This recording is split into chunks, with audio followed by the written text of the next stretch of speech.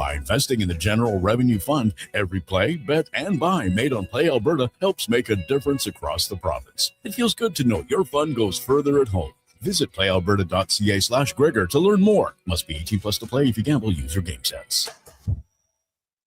New at Papa John's, the spinach Alfredo chicken tomato pizza. Say it with me now. Spinach Alfredo sauce, grilled chicken, fresh Roma tomatoes, all on our fresh, never frozen pizza dough. 4 favorites, 1 pizza. So let's run it back. The spinach Alfredo chicken tomato pizza. Right now, a large for just $18.99. Delivery or carry out. Better ingredients, better pizza, Papa John's. Hi, Mike here from Northgate Chevrolet Buick GMC. No one's ever accused car shopping to be fun. I mean, think about it. Awkward standoffs to get a price. Let me go talk to my manager. Dealers asking for your credit card, then melting your phone if you say no. See, not fun. At Northgate, I promise you a different experience. We make it fun. And you will like us, I promise. 0% financing, a great selection of new and pre-owned units. So for some fun, stop in today. 13215 97th Street or visit us online at northgategm.com. You're in Northgate country. It's like a locker room, minus the smell. Ew. Kevin Carius brings the banter, the buzz, and the bold sports talk. Weekday mornings from 7 to 11 on Sports 1440, Edmonton's home for sports. Alan Olson Auctions presents the first annual Camrose Consignment Auction. Open now for online bidding through May 12th at alanolsonauction.com. This huge 2-ring auction includes sales for Camrose Auto Wreckers, Bow Rain Holdings, and a large variety of farm equipment, lumber, automotives, livestock handling equipment, and miscellaneous items. And includes a partial dispersal for A1 Septic and a closeout sale for anytime towing. For more info, call Alan Olson Auctions at 780-672-2434 or visit alanolsonauction.com today. Everybody loves a beautiful day in Edmonton. Hey, it's Jamie, and Green Drop Lawn Care is giving you one more reason to love the nice weather. Next Nice Day service. People always ask, How soon can Green Drop get here? well, when you sign up with Next Nice Day service, we'll be there by tomorrow. Assuming Mother Nature cooperates, we'll be fertilizing and treating your weeds by the very next day. We'll even include Drought Fighter at no additional cost. Just another reason we have been Canada's lawn expert since 1979. Easy online signups only at greendrop.com. If I could write you a song. You need the lowdown? It's with Lowetide right now on Sports 1440. Presented by Wolf GMC Buick. We're making it easy. WolfGMCBuick.com.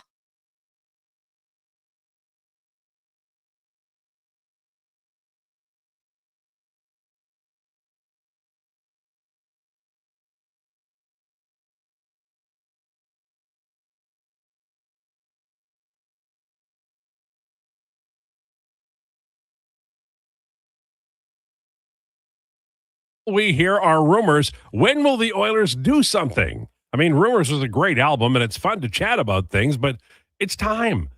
Plus, does the performance by the Anaheim Ducks against Vegas change your view of the Oilers lost in round 1? That and more on the way for Wolf GMC Buick. Family-owned, community-driven. We're making it easy. Visit wolfgmcbuick.com. As you know, we are live on YouTube and Sports 1440 Radio. We will tell you that our headliners of the day are Rachel Krychak at 1240 and Jason Gregor at 120. And we're looking forward to that. We are, of course, at sports1440.ca, iHeartRadio, and Radio Player Canada online. After the show, it's Apple and Spotify podcast. We tweet it out on X. We're available on Twitter all day, all the time. Lowetide, Declan Krueger, J Fenwick 04, and you can text us at 833-401-1440, 833-401-1440, and we'll read as many as we possibly can. All right, lots to talk about, but first, it's the introductions. His interests include hockey, football, basketball, sleeping less than 10 hours total on the weekend, and drinking the radio station's free coffee by the vat in order to wake up Monday. Ladies and gentlemen, it's Josh Fenwick. Josh Fenwick. That is a solid list of interests there. I wouldn't exactly say I love the fact of how little I sleep on the weekends, but since retiring from bartending, I do get more sleep than just 5 hours now. Yeah, you're a young guy who actually does, hit the pavement, running in your Reeboks or whatever you wear, your Jordans. Well, right now I'm wearing Nike Air Forces. Nice. From Foot Locker, who gave us a very generous code that I used to get 40% off. It was lovely. All right. He will want to talk Timberwolves, and who can blame him? But I will also ask him about Jackson Brashear, whose famous dad was an absolute load. Ladies and gentlemen, it's Declan Krueger. Declan Krueger, everybody. Yeah, how about that? For anyone who missed the news, I tweeted it out. Elks released it before I tweeted it, obviously. But the Edmonton Elks signing Jackson Brashear, son of Donald, earlier today. How about that? Well, and I hope mean, he's got his dad's toughness in him. he's gonna hit hard. You know that, right? You know he's gonna hit like a truck. He's about 6'1", 220, I think. So he's got some good meat on him for sure. There you go. All right. Did we all have a good weekend? We all enjoyed ourselves. I certainly slept well. I don't know.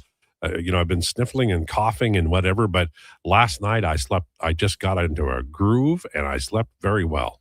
Tend to sleep better after you get a haircut too. It lets your head breathe more. Yeah. I think that might make some sense, which means I need to move on. So the Edmonton Oilers have been out for a time, and there are all kinds of rumors. I mean, if there was a number you had to reach to fire the coach in terms of what you were writing on Twitter or online about negativity towards the coach, Chris Knobloch would be long gone. Not so far. And, last time we heard from the general manager, he's like, everything's being reviewed. So we're assuming it's still being reviewed. At some point in time, I think the fans deserve to hear something from this organization. And there are rumors that one of the candidates who might be, headed to Edmonton is under consideration for the Los Angeles Kings. And we'll talk about that. I want to ask you both a question about the Edmonton Oilers. This isn't going to be our theme today, but people can text in if they like as well. I want you to predict who the starting goalie will be for the opening night 26-27. Come on now. Come on. How we said we're all friends here, I am going to say Connor Ingram. I choose the gun. Oh. I'm going to say Connor Ingram. And here's why. I think his playoff performance was enough that market value won't shoot up past a point that the Oilers are willing to pay, and they see him as a better option than Tristan Jarry, and that's why they bring him back cheap. I think that's a really, really good answer. What about you, Josh? Yeah, I want to say Ingram, but I feel a certain way that's probably going to be Tristan Jarry. Interesting. I think that's a good answer. I think that the general manager won't give up on Tristan Jarry. He spent a lot on him, but will he be the general manager? And I think that the better goaltender is Connor Ingram. Oh yeah, no, hey, I'm not going to argue who's better because obviously to me it is Ingram. Ingram is the better goaltender. By how much I don't know, but Stan Bowman gave up a lot, and it would then in turn have to give up a lot. Would you say this is another question that I would like you to answer for me? Great. Would you say that Anaheim's performance against Vegas has made you feel differently about the Oilers losing to Vegas with 4 injured center, B, made you more angry because Vegas is an easy pushover, or C, I don't care, the Oilers are out, nothing else matters? For me, where do you come out, Josh? Well, C, but not from the same perspective. Right, yeah, you're the worst to ask these questions. No, but I can give you a real answer because that's just me being a dink. Yes, I was trying to find a better word that didn't include the S word and head.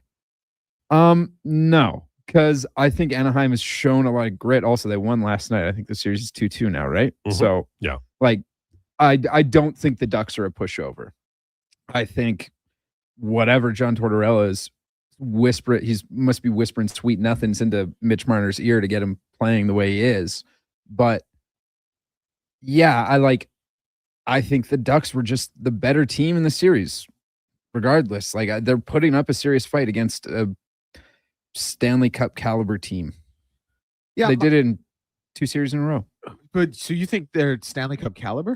Not the Ducks. No, Vegas. Yeah. No, that's my thing about the series. This is why, seeing the Ducks perform well, it's cool for Anaheim. But my thing is just, I think both these teams get shelled by Colorado. And quite frankly, I think they get shelled by Minnie if Minnie's the one who comes out of that series anyway. So my big thing is what's the point? Yeah, they're playing well against each other. And the Ducks, the Ducks are playing well against Vegas. you're playing well to go get shelled in 4 or 5. Like, that's not really something to write home about for me. That's In other where I come out words, on it. you take option D. Yes, that's right. Yeah. How do we feel about Carolina's being off this long? A lot of people say it's rust, but I think they're going to heal. They've got enough time to actually get better. See, this is my thing. I think that first game of the conference finals is going to hit them like a truck. Because with all due respect to Ottawa and Philly are not Montreal or Buffalo. And so I think the time off is going to hit them in the face like a Mack truck. Now, I do think there's absolutely something to be said for the rest. And I think like Carolina is going to be in that series, probably going to be favored in that series, actually, and rightfully so because they're that good. But I just think game 1, they're going to be like, whoa, that was a wake-up call. I'm a big proponent of rust over rest, basically, particularly for a weight this long. And I think that would be true for all of the forwards and all of the D-men. I only think like depending on how long this Sabres Habs series go, which might be to 7 games again, I think this greatly benefits Freddie Anderson and just being able to stay healthy, because this has really been the big knock on Freddie Anderson, right? Yeah. He just can't stay healthy. So I think this week off where he's spending all his time not rehabbing because he's not injured right now, but keeping his body in tip-top shape is going to be greatly beneficial to the Carolina Hurricanes, because then if that game 1 thing does happen where Stankoven, Hall, all these guys just like don't have it, if Freddie Anderson's got it, then like he was the best goalie in the playoffs last year, he's the best goalie in the playoffs this year. It's like, you're climbing Everest and halfway through they send you to Hawaii for a week. I mean, it's really good. Like mentally, it must just be so good. I agree with Declan. There might be a period of time that they'll go, well, what are we in? I forgot how tough this was. But they're a veteran team. They should be able to recover from that. I think. I think Carolina has a real good shot to go to the final. We'll see about Colorado, and I think that's going to be the final 2. All right. You've got Mamma Mia at 12:40 or 1:40. Oh, big one today. Yeah, big one. Looking forward to it. Yep. Let's talk a little NBA. We've done lots of NHL. We've got Rachel coming at 12:40, Jason at 1:20. We can talk a little NBA. Timberwolves, interesting. Bad look for Wemby. Bad look for Wemby. You can't do that. Yeah. So enough said. So yeah, let's first of all, Wemby, it was definitely flagrant too. You can't be throwing elbows like that. That said, no, there's nothing really to be said. No. Like you can't do that. You can't give your NBA ref take. This right is what now. I was gonna. This is the bigger point though, because yeah, Wemby, you can't do that. Whatever. This is the thing though. San Antonio played incredibly well, and they were the better team for 46 minutes of that game, 45 minutes of that game. They were well on their way to winning that game without Victor Wembanyama. Until really a bit of a self-imposed. Thank you. A bit of a self-imposed collapse late in the game. Now, Luke Cornett, he can't defend at the rim. You need to bring him in for size, but he just simply can't do it. They stopped kind of doubling Ant when he was bringing up the ball up the court, and credit to Finch for making that adjustment. Minnesota did some good things offensively that was able to get Ant looks and was able to free up Rudy Gobert and Naz Reid down at the rim. But really, San Antonio kind of gave the game away to my eye, and that's not something they had to do with how they played for the first 45 minutes. Also, credit to Ant. Great thing I saw now. Most 30-plus point performances in NBA playoff history before the age of turning 25. The only people that have more than Anthony Edwards are Kobe Bryant, LeBron James, and Kevin Durant. That's it. That's the list. Great company to be in. Great company to be behind. Have we changed our mind about the final group? Do we change our mind about the champion now? I mean, the 76ers going out must have been shocking to both of you. That hurts the away. future. That hurts the 76ers future. I still think whoever wins that Spurs Thunder series is going to win, yes, I do think it'll be the Spurs. I also still think it'll be the Spurs. That being said, I do have money sprinkled on the Timberwolves for if they make it out of the West. So what do you like when you're doing that? I don't put down anything on props or whatever. But do you like when let's say you were all in on Minnesota at the beginning of the year, sure, and you bet them, and then you're like you get closer to this series, and you're like this is a well, you do have the ability to just sort of like cash out depending on the places that you're with, whatever. Oh, but okay. more or less, it's likely a donation. That being said, I do not bet enough money for me to be like, oh man, like, okay. This is going to ruin me. Like, that's not a problem. I read people say, yeah, I made this bet, but you know what? I've protected myself if it goes the other way. And I'm like, well, you're losing money on both sides now. I hedged my emotional bet, really. So a way to hedge your bets would be like, let's say you have like an 8-leg parlay and 6 of them have cashed. And let's say you put $10 down and you could win 100 just for easy numbers. But since 6 of them already hit, let's say the payout is at $60. What you do is you cash out for that 60, and then to hedge, had the parlay have hit, you put the remaining money on the other, or you put some of that cash out money, some of the profit on the remaining results. Isn't that kind of like chickening out? Yes. Yep. Okay. I'm not a fan of cashing out. But it's also you can hit a button and 6x your money. Like sometimes you just got to hit that button. But anyways, like I do see a world where the Timberwolves can also get out of the West, because quite frankly, Anthony Edwards with 2 bad knees is still unbelievable. I don't think they can. And the team defense from the Timberwolves has really blown me away. But yeah, no, hey, that's true. I mean, the Thunder theoretically are about to have a week off, like the Hurricanes. Well, and the question on the morning show today was, well, could the Knicks do some damage in the finals? And I was like, no. But I mean, good for them. They've gone farther than I recall since Ewing. Listen, they're 8-2 these playoffs. Yeah. Their 2 losses are by a combined 2 points, and their 8 wins are by 192 points. They're doing good. It's still fool's gold a little bit. Yeah. CJ Edmonton says, "Hello, gents. Happy Monday. Do you think the Wild would take Jari and a first and plus good prospect for Philip Gustafsson, or am I off here? They all need to make a trade with Minnie for one of those 2 goaltenders." You know what? I don't know what Minnesota would want. They've got a good young goaltender. Everybody's down on Jari, but he had a .913 save percentage at 5-on-5 on the day that he got traded to Edmonton, and then he played in front of Edmonton's defense, and it went to .877. So, I mean, I'm not even convinced that Stan Bowman thinks he's going to move off of Jari or Ingram.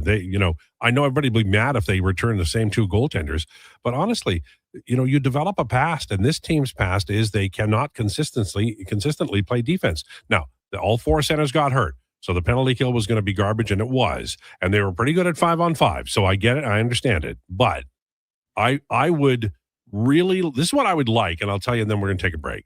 I'd like them to return both goaltenders, return the top 4 defense, maybe try to upgrade the 3rd pair. I don't know how you do that.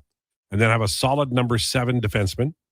I would like that. And then I would like them to play McDavid, Draisaitl, and Nuge, and then Szymanski down the middle, and find wingers that work with those guys, And I think you play with Savoy with McDavid, Podkolzin you play with Leon Draisaitl, Hyman on the other side on one of those 2 lines, maybe Nuge on the 3rd line, and maybe you give him Hyman. I don't know.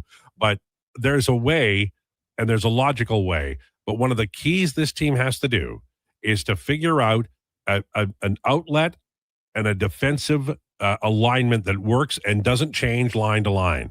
And by that, I means if the F1 is the center and the center has to go deep down and cover, then that's Connor McDavid's job. It's Leon Draisaitl's job. It's Ryan Nugent-Hopkins' job, and it's Josh Szymanski's job, and it doesn't change. Other teams do it. Watch Carolina. Holy God. Are you kidding me? And I know everybody's like, oh, they're all the same. Yes, they are. And they're really good. So maybe there has to be a paradigm shift in the thinking, not just with the players, or not just with the coaches and the management, but with the players. This team badly needs a repeatable game. And it starts with game 1 of the regular season. No more pissing around trying to find the 7th defenseman and not knowing who's who and what's what and who's on what line. Figure it out game 1 and then play that structured game all year long. Tweak when you have to. That's what I'd like to see. And it has nothing to do with firing coaches, and it has nothing to do with blaming goaltenders. How many years are we going to blame goaltenders in this town? After a while, you develop a past, and the past is the goalie doesn't matter. They're all the same because nobody is playing consistently in front of them. All right. I still have that rant in me. I just bring up a different version of it every day. I guess it's still got to find a way to get out of here. All right. On the way at 1:40 today, we have Declinations at 12:40. Rachel Krychak will join us from Betalytics. We will talk about the Oilers and other things. Jason Gregor coming by. We've got Jays talk. We've got NBA talk, maybe a little CFL talk because there's news happening. Donald Brashear's son signed with the Elks. That's a story too. All straight ahead. Lowdown with Lowetide on Sports 1440 and YouTube. Back after this. Whether you're a craft beer connoisseur or more of a wine aficionado, there's always something new to discover at Sherbrooke Liquor, a unique, family-owned, independent liquor store. The selection? Incredible. The non-alcohol section is also very impressive. Sherbrooke Liquor, expert, knowledgeable staff with a passion for unique finds. More than just a liquor store, we're a community. Alberta's best, the one and only Sherbrooke Liquor. Wine, spirits, and oodles of beer. Visit SherbrookeLiquor.com. Shoulder pain. It can make even the simplest things like reaching up, lifting a bag, brushing your teeth, or sleeping frustrating. Rotator cuff strains, impingement, arthritis, they're some of the most common issues we treat every day. I'm Grant Fedoruk, and at Leading Edge Physio, our team brings postgraduate training, evidence-based technology, and just cycle for Sanigan to make the pass. That gets through Marner now. Gauthier for Killorn. Son of a Killorn has put Anaheim back up.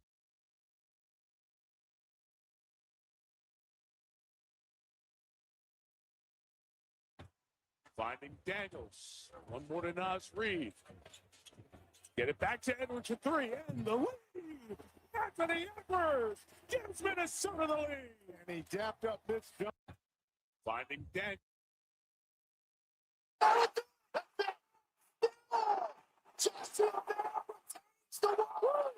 What a performance by Joshua Van.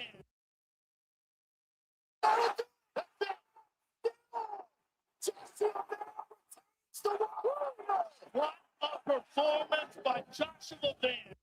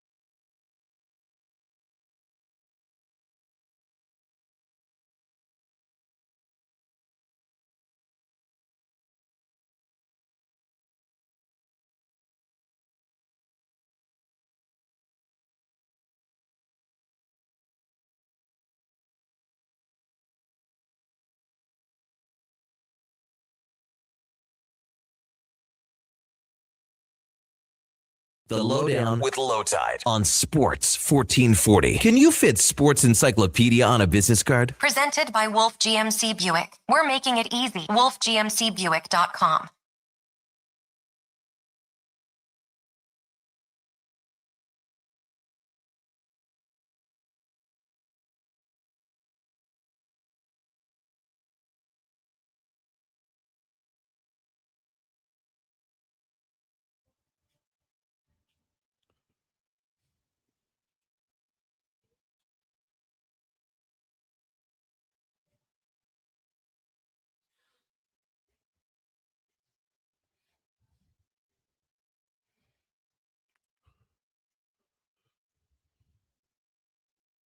This is the Lowdown on Sports 1440, brought to you by Wolf GMC Buick. Family owned, community driven. Check them out. WolfGMCBuick.com. Lovely day. Springtime. You know, I forgot what it was like to have a good night's sleep. It's been a while with all the, birds chirping and the sniffling and snuffling of hay fever. But I feel really good today. In a good mood. These young people haven't irritated me yet. Things are going good. I got my hair cut, so there's nothing in my eye. I don't know. Something will derail it, but right now it's feeling pretty good. Rumors brought to you by Harley Davidson of Edmonton. They had their big open house on the weekend, but if you drop by there, it's like an open house all the time. I can't tell you the number of times I've walked in there, and there are guys who've driven from Cranbrook or Regina or Montana, and they're dropping in to see the local Harley folks, and they have a great time. They've got great deals, all sorts of interesting accessory items, too, if you're shopping for a Harley Davidson owner. So make sure you check them out. Harley Davidson of Edmonton, check them out at hdedmonton.com. Okay, lots going on. The Edmonton Oilers, a couple of years ago, drafted a big-time power winger named Maxim Bereskin. Now, he plays in the KHL, and as you know, the Edmonton Oilers over the years haven't had a great deal of success with Russian players. It goes back a long time, trust me. But this fellow has now helped his KHL team to the Gagarin Cup final for the second year in a row, and I think he's going to sign. There have been reports that he has. Actually, at one time I thought he had signed with the Oilers, and if that does come to fruition, he will be a topic of conversation all summer long. They need wingers, and he'll be inexpensive because he'll sign an entry deal. We'll see how it goes. Foot speed will be the concern, but remember the name Maxim Bereskin, and he might be something else. This is also local. We'll get back to hockey, but I did want to talk about there seems to be something going on at Clark Stadium or Clark Park. They're putting in extra seating. Is that for the Elks home preseason game on Friday the 29th? Is that what's happening? Yes. Yeah. All right. Yes. And just training camp if people want to go check that out. Which is always a lot of fun. You go down there quite often, right? I haven't been down to camp this year. Oh, you're kidding. No, well, so it started yesterday. Mm. So I missed that for Mother's Day. Right. And then today we recorded Elks 101 in the morning. So I tried to get Eddie and Rick to move the pod so we'd be able to do it. But Eddie couldn't do it. So tomorrow will be the first chance I have to go down. All right. And you're going to give us updates daily on the show? Yes. We should have a segment for that because that's important stuff. And we don't cover the Elks like we should, but this is going to be a big year. And by the end of the year, we'll be forced to cover them because fans they'll be chirping us if we don't, right? They'll be mad as hell. Yeah, listen, it's tough when, you start 1-5 every year, but you start with some wins, makes it a little bit easier. Yeah, I agree.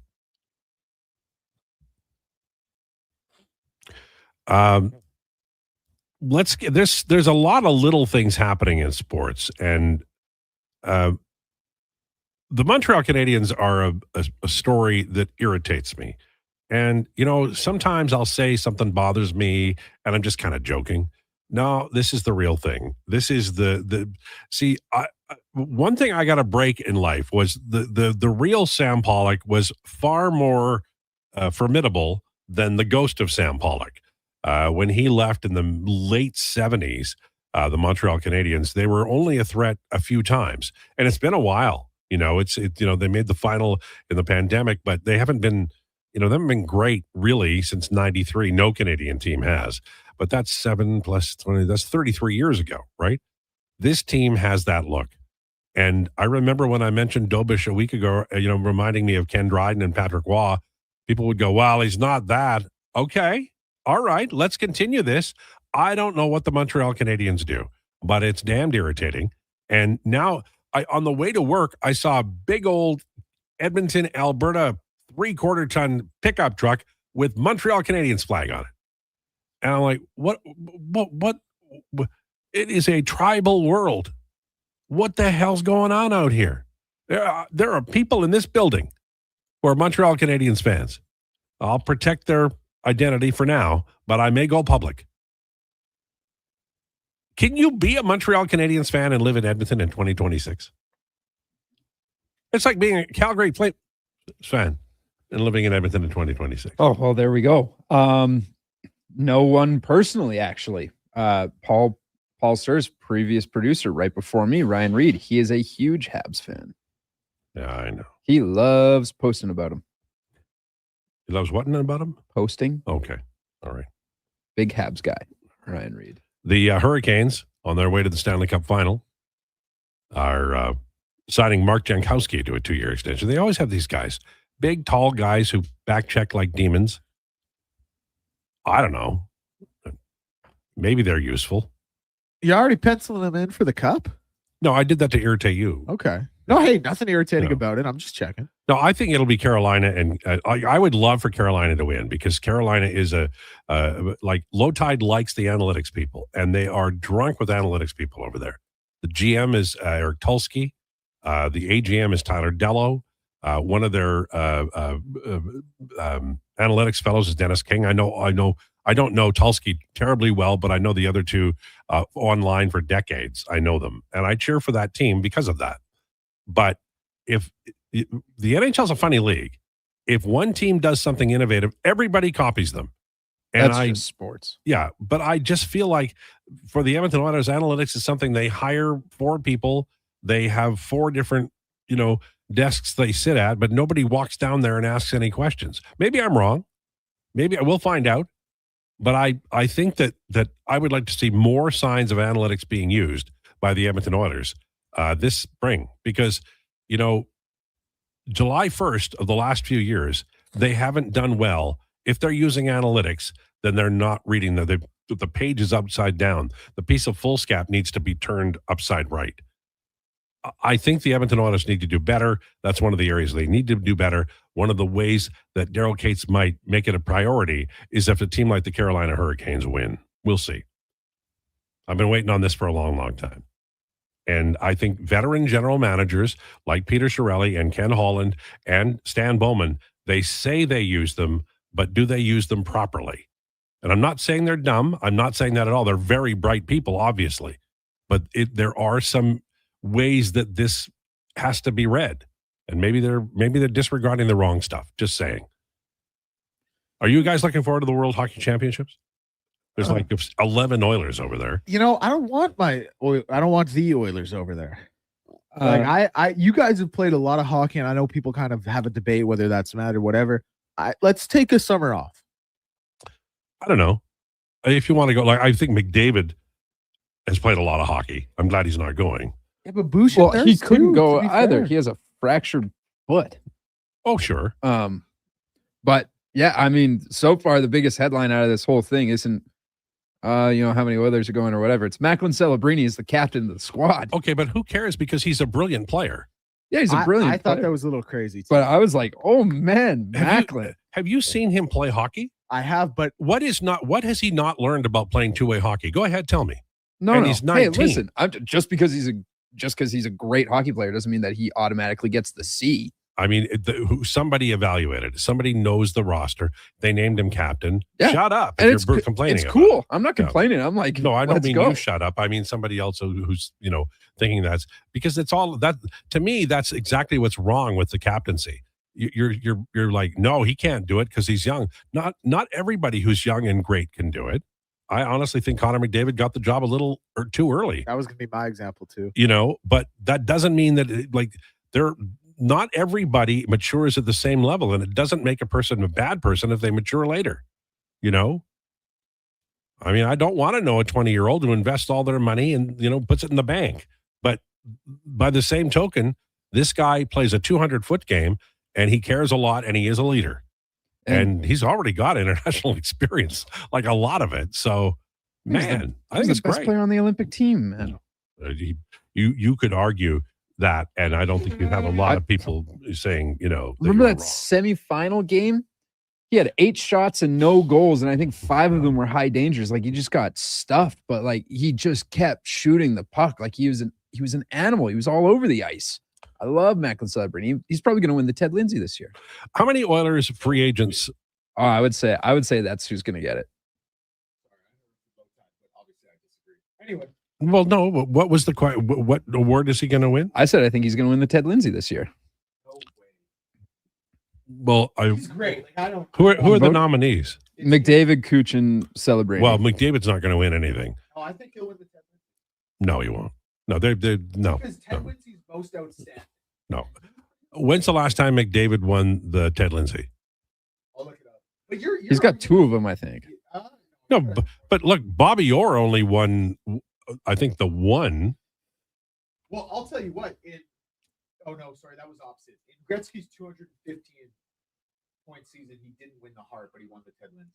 Yeah, but people tend to win the Ted Lindsay one time and then they don't win it again. He's won 4, Mhm. and his last one was the same as his last Hart winning. Right. So he's out on the big awards. No, You can say it all you want. Was I right about Evan Bouchard? Yes, I was. But here's the other thing: if he doesn't win, If he doesn't win, what it means is they're not going to give anybody in Edmonton an award until they win a Stanley Cup.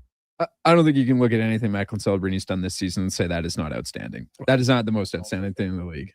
No. May I continue with the program? Yes, my apologies. No, that's okay. It was a really good conversation. If it hadn't been, there would have been real trouble. Edmonton Oilers, according to the 4th period, are looking at changes, but may bring back Connor Ingram, Jason Dickinson, and Connor Murphy. I actually, depending upon the cost of Dickinson, I'd be okay with that. Are you okay with that? Yeah, I think Jason Dickinson is the exact 3rd-line center that the Edmonton Oilers are looking for. Murphy really helped nurse, and I like Connor Ingram. I like Connor Ingram too. I really like of those 3 guys, and you only get one, you have to take Connor Murphy every single time. I agree with you, but I think Murphy or Ingram won't cost that much. I think all 3 are doable. Dickinson's the worry because there's not a lot of centers out there. That's true. Yeah. Bucks open for business on Giannis. Does he get traded this summer? Wait, hold up. Let's go back to the Oilers for a second here, because I have a question about that. Sure. Because with a lot of these guys, it's going to be obviously cost dependent, right? Right. Which player, and no one's getting 10 or 11 million, like, duh, we know that. But which player that's available are you talking about? Are you thinking about like, hey, I'm actually willing to spend a little more than maybe we would have to just to keep him here? And is Dickinson okay? Yeah. Now, we really quickly have to do this because we're Rachel here. Anything that you want to throw in about Giannis before we take a break? We're in the same spot we were in February. Nothing new. When I saw the Shams tweet, I was like, all right, yeah. I've seen that same tweet 15 times since February. Every time. And Shams is always reporting on Giannis, and Giannis is always like, I don't know who his sources are, but these conversations aren't happening. So just so everybody knows before we take a break, Giannis is to trade in the NBA like Connor McDavid is winning the MVP. People are sick of it. It's not going to happen. Connor, there's never been a year he should have won the MVP where he did. Rachel on the way. Lowdown with Lowetide on Sports 1440 on YouTube, brought to you by WolfGMCBuick.com. With Play Alberta, backing the home team goes beyond the bets. That's because your picks have provincial impact. Play Alberta is the only app in the province that puts all revenue directly back into supporting programs and services that Albertans rely on every day. By investing in the General Revenue Fund, every play, bet, and buy made on Play Alberta helps make a difference across the province. It feels good to know your fund goes further at home. Visit playalberta.ca/Gregor to learn more. Must be 18 plus to play. If you gamble, use your game sense. Craving a dining experience that rises above the rest? Head to Summit Restaurant in the Silent Ice Center, just minutes from South Edmonton Common. Savor exceptional house-made pizza, delectable entrees, and expertly crafted cocktails in a stylish, modern atmosphere. Perfect for a casual meal or a special night out. Summit offers a refined experience where every bite and sip reflects our dedication to quality. Elevate your dining experience. Make Summit Restaurant your destination tonight. Your protein drink should work as hard as you do. That's why Booster Juice is hitting the gym harder than ever, brother. Meet your new gym buddies, the Way Too Good and Green Gains Booster Mixers. 2 new ripped and refreshing menu options that bench some serious protein. Perfect for pre or post workout. Way Too Good and Green Gains Booster Mixers taste like motivation. So what are you waiting for? Let's go! Booster Juice. Canadian born, blending since 1999. Who's that working on the underground utilities over there? All-Star Construction, that's who. What about the street lighting? Yep, All-Star Construction. And the directional drilling, hydrovacking, neighborhood renewal, and telecommunication work? Yep. Since 2009, All-Star Construction has been doing all that and more, shaping and building Edmonton communities for land developers all around Edmonton. That's what All-Star Construction is all about. For many families, the stress of divorce can throw your life out of balance. The loss of a relationship, ongoing conflict, mounting legal bills, and uncertainty about the future can feel overwhelming. Hi, I'm Corey Anderson with Fairway Divorce Solutions. At Fairway, our team helps you restore balance through mediation, negotiation, and a unique step-by-step process. With 2 offices in Edmonton dedicated to serving your needs, our goal is simple: to help you navigate a path back to peace and clarity. Visit us today at Fairway Divorce. The Ford It's a Big Deal event is on now. Get a big deal on a 2026 F-150 STX with Black Appearance Package. Visit your Alberta Ford store today. My ultimate dinner hack for busy weeknights is Catch of the Week. I used to think a great meal meant hours in the kitchen. Not anymore. I grab fresh fish, get simple instructions, and have an incredible dinner on the table in minutes. Their ready-made meals are a lifesaver, too. It's real food, it's fast, and it makes you feel like you've actually got your life together. They're just 5 minutes from Sherwood Park, but worth the drive from anywhere. Stop thinking about dinner and just go to Catch of the Week. Visit catchoftheweekedmonton.com.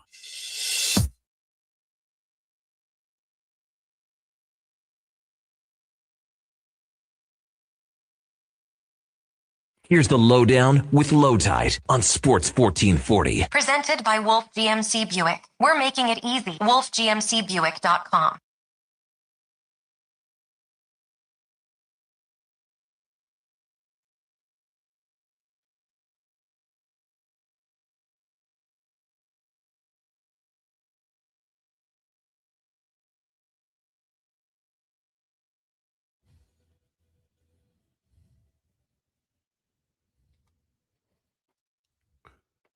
This is the Lowdown on Sports 1440, brought to you by Wolf GMC Buick.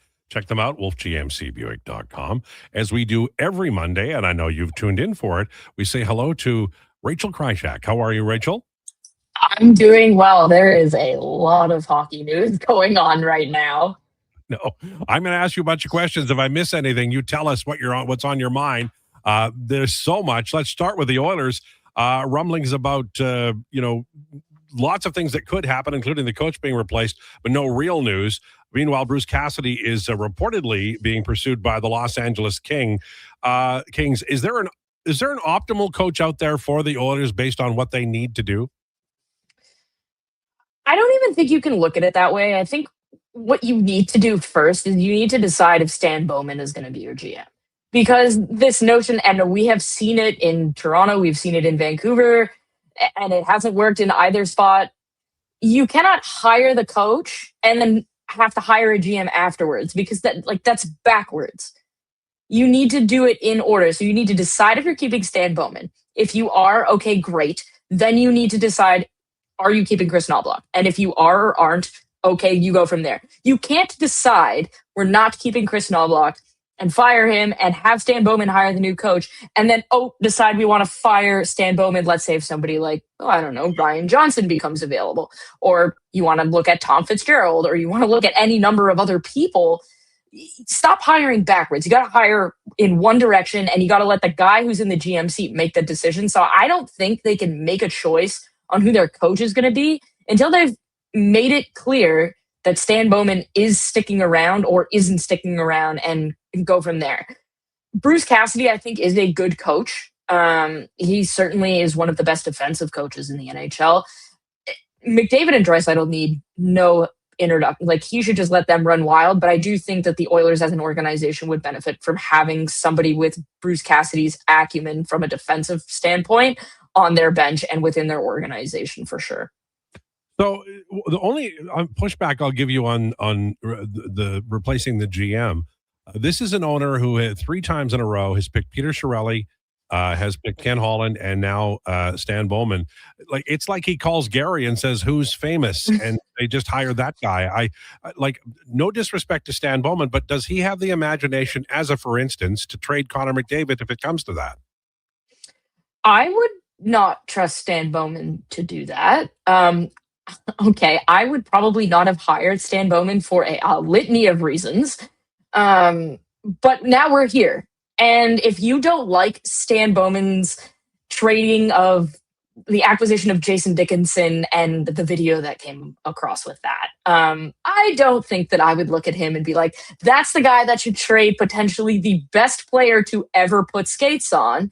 And I'm not talking that he's better than Gretzky, but in terms of skill level, like, we're in the best era of NHL hockey, and he is the best player in the NHL. So I am not sure that I would entrust him with that job, and that's never good. Now, I don't think I would trust Tom Fitzgerald with that job either.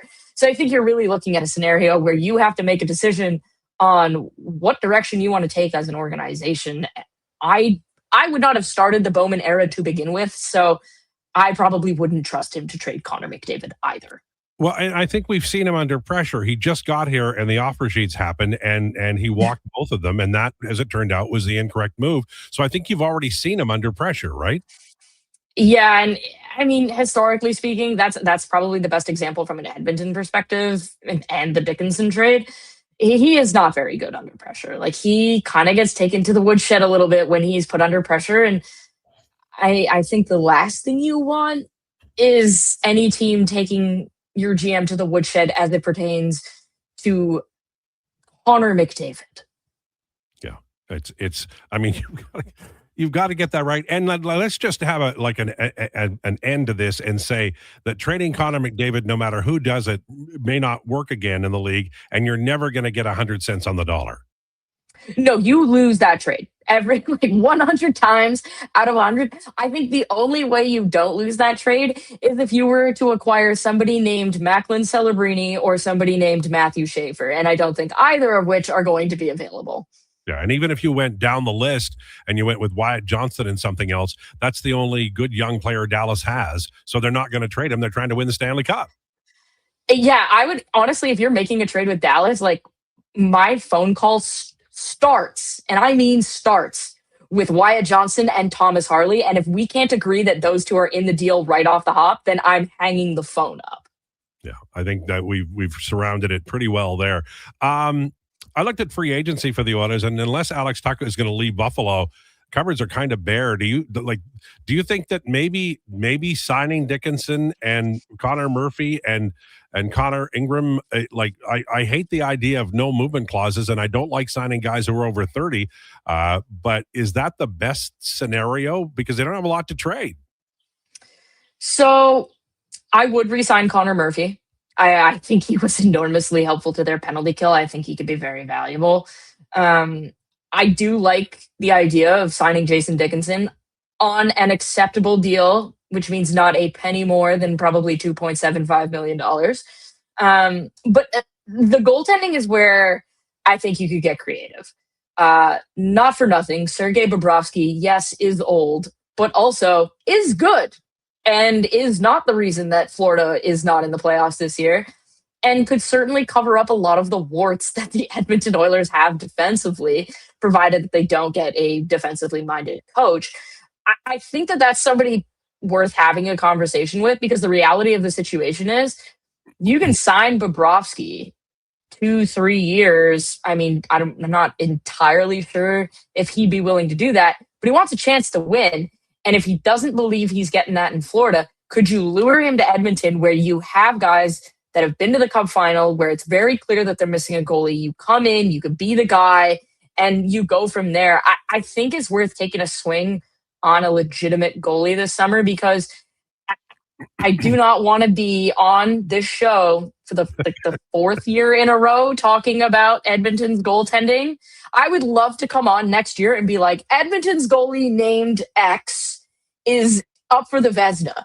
Like, imagine what society would look like if that happened and the conversations we would be having. So I think that needs to be a prime focus. I don't think we need to be overpaying. I think that I put a tweet out earlier today about shopping for players that are under 25, that have been in situations that are maybe less than ideal, and they can get a second lease on life in a different spot. Guys like Kent Johnson, Mason McTavish, Olin Zellweger, Pavel Mintyukov, Barrett Hayton. And then you look at Minnesota. David Spacek is a guy I think is absolutely NHL ready. Samuel Halavai is the goaltender who was incredible, and then they inexplicably sat him in Iowa for 3 weeks after the Olympics when he was arguably the best goalie at the Olympics. I think there are ways that you can tangibly improve this Oilers team that are, one, inexpensive, but two, they're not going to cost you assets. Like, I'm pretty sure Halavai's done in Minnesota after this year. Like, just go after him. See, that's what makes me wonder if the Oilers, I know they have an analytics department, and I know, Michael Parcati is really, really smart, but it's one thing to have a good analytics department, but you got to listen to them, right? And the names you're mentioning are people who analytics folks will know about and have some kind of information on, but you've got to ask the question, or at least you have to open up the document that's sent to you by the analytics department. Yes, that's generally a good idea. I'm not sure why you would employ these people that some of which have PhDs and masters, and they're the most highly educated people in your company, probably by a very long shot, unless you have a lawyer. And even if you have a lawyer, somebody with a PhD, you can make the argument is more highly educated. Why you would hire these people and then not listen to them is beyond me. But you're going to listen to a guy who has, a high school education? Sure. Like, that doesn't make a lot of sense to me. And not for nothing, like, it's not like the Edmonton Oilers have like a long timeline to play with. You got to find someone that you believe in, that you think can pop. I'm of the belief that I think Kent Johnson could really pop playing next to Draisaitl or McDavid. Look at Matthew Savoy. That kid looks incredible playing next to them. And then you can't tell me that you wouldn't rather have Ryan Nugent-Hopkins centering your third line and really making like a matchup nightmare for teams. Like, Ryan Nugent-Hopkins on your third line is a matchup nightmare. Yeah. And so, you have to listen to your analytics department because they're the people that are most likely to find guys that you should be taking swings on. Rachel Krychak, our guest from Betalytics on Sports 1440 in the Lowdown with Lowetide. Are the Montreal Canadiens for real here? Because Dobish, I said he looked like Ken Dryden, and everybody said no, he doesn't, or he'll be exposed. Well, I'm still waiting, and the Habs are, they're playing well. Could they win the Stanley Cup this year, or is that a bridge too far? I'm not sure that they get through Carolina. I'm not sure either team gets through Carolina. That Carolina just dismantled the two best defensive teams in the Eastern Conference. Like, genuinely dismantled them and left a carcass for everyone to look at. It was incredible to watch. And those teams, like, if Montreal doesn't get even strength scoring from Caulfield, Suzuki, and Slavkovsky, they're going to be in trouble. They might make it through Buffalo because of Jakub Dobeš. Here's the problem, though, is Carolina is a lot better defensively than Tampa and Buffalo. And they also play a style that will run you over, that will overwhelm you. And Jakub Dobeš is a young kid that we're not sure has the starter's pedigree, in the sense that he can play a run of 20 games in a row without a real stinker. And you can't afford a stinker against Carolina. So I'm not sure that any team in the Eastern Conference gets through Carolina. I think the best chance that they have is that Carolina's rusty after what is likely to be a 2-week break. So I look at that and I go, I think Montreal is definitely good enough to beat Buffalo. But my goodness, if they don't start getting some serious scoring at even strength, they are in deep trouble against Carolina. Are the Ducks real against Vegas? And does that change your view of the Oilers based on the fact that Anaheim does seem to have, a little more torque and ability than we thought maybe at the beginning of the playoffs? I'm not sure if the Ducks are for real, only because defensively, it's a problem. It's a real problem, and I don't trust either team's goaltending. Um, uh, from an Oilers perspective, I think the only real difference between the Ducks and the Oilers is team speed. Do the Oilers have the fastest player on the planet? Yes, they do. But as a team, not very quick. On defense, can barely move the puck. There's like two dudes that can move the puck. Look at the back end for Anaheim. They defend well, and every single pair has a guy who can move the puck. And they have guys in the press box that can move the puck. Like, and the thing is Jacob Trouba is not the guy you would think of as like, that's a good puck moving defenseman. He can still very capably move the puck. And that is important. Even the guys that are considered like the defensive stalwarts can move the puck with the exception of Radko Gudas, but he's not playing all that much. And you look at Vegas. Vegas in games 5 to 7 of the playoff series, they know how to put the screws to teams. They know how to lock it down. And I think this might not be an enjoyable experience for Anaheim. But it's really, the Oilers as a team aren't fast. They don't play quick, right? They don't move the puck quick. They're not particularly fast outside of a few players. And the Ducks, everyone is either fast or can move the puck quickly. And that's simple. Like Jacob Trouba, go back, retrieve the puck, flip it out, and Leo Carlson has a breakaway, or Beckett Seneca has a breakaway, or Cutter Gauthier has a breakaway, or Troy Terry, or in Edmonton, it's either Leon Draisaitl has a breakaway, Connor McDavid has a breakaway, or Matt Savoy has a breakaway. That's pretty much the end of the list. And if you account for those guys, that's like you're in trouble. So I think that the commitment to team speed in Anaheim, it was the difference in the Oilers series. If Anaheim, and it's a big if Anaheim gets by Vegas, I think a lot of it will have to do with the fact that Vegas' goaltending is abysmal. And I think it is not a hot take to say they might get swept, depending on who they play. Right. What would you do about Austin Matthews if you were John Chayka in Toronto?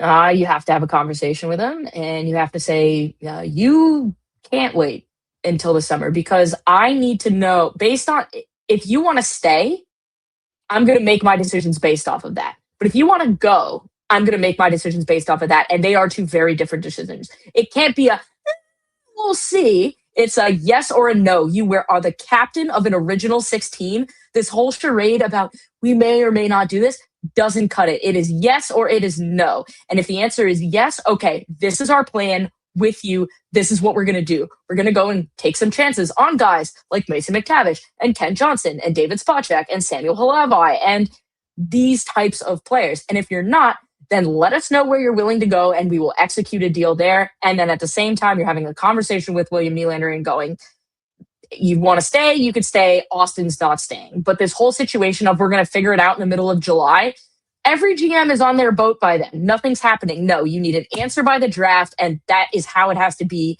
You are a leader of this team, and saying I want to wait and see is unacceptable. Beautiful. All right. Thank you, Rachel. We'll talk to you next Monday. Sounds good. There you go. Rachel Krychak from Betalytics. Interesting takes there. That was fun. I enjoyed that conversation very much. And we are really, really indebted to her for taking time out of her very busy day. On the way, Jason Gregor, also taking time out of his day. He'll join us at 1:20. We have Mama MMA coming up with Declinations at 1:40 today.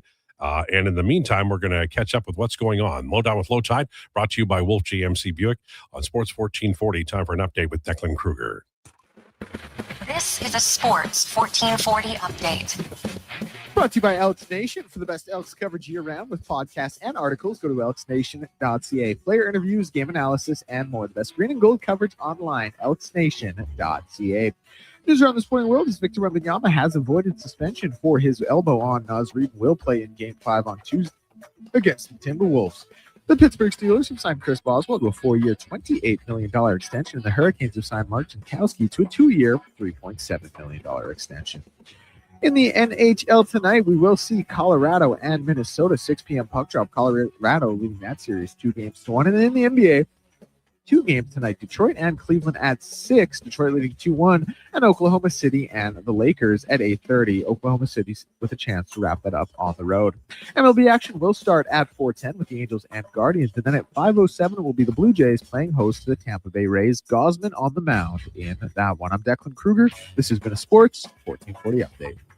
1440, Stingray Radio Station. CKJR. Broadcasts from West Edmonton Mall and Wetaskiwin. Download the free Stingray music app and listen wherever you go. Hey there, I'm in the Fountain Tire sidecar, making a list of the things I'm doing this spring. 1. Saving you money with up to 20% off select tires until June 13th. Big moving day 2. in the water skiing. Tricky in a sidecar, ABC. but fun. And 3. Saving you more money with mail-in rebates of up to $100 off a set of 4 select tires and $50 off a $150 service with the purchase of 4 select tires. Oh, that's 4 things. Oh well, restrictions apply. Book online at fountaintire.com. Fountain Tire. We're on this road together, Canada. McValue meals are here. Get the McD's you love for $5 plus tax every day with your choice of a McDouble, junior chicken, or chicken snack wrap with small fries and small fountain drink. All for just $5 plus taxes. Canadian restaurants. Product availability varies. Prices exclude delivery. The tents are up and the deals are out. The Brick's biggest sale of the season is on now. Pick up to 6% off clearance items in the tents. Sofas start at $3.99 and save up to 50% on select mattresses. Get a sofa, coffee table, mattress, bed frame, and dining set, all for less than $1,500. Only at the Brick's tent sale. See in store for details and exclusion. The Brick, saving you more. Summer is calling. Is your vehicle ready for the road trip? Get ready for the season at Nisku Ford with offers that turn up the heat. Right now, you choose how you save. Finance your new vehicle with rates as low as 0%. Or choose massive cash rebates as high as $12,500. Whether you're hauling the boat or packing up the family, we have the Ford you need for your summer adventures. Start your summer upgrade at niskuford.ca. Nisku Ford, above expectations. If you're passionate about golf, you're in for a golfer's dream. At the Quarry, challenge and natural beauty come together across 27 holes every golfer should experience. Book now. Get geared up at the Pro Shop and start swinging at the Quarry. Don't forget the Granite Grill Restaurant, an unforgettable top-tier venue to host all your events. For rental details or to book your tee time, contact the Quarry today. Edmonton's most popular golf and event venue. Call 477-THE-Q and visit thequarryedmonton.com.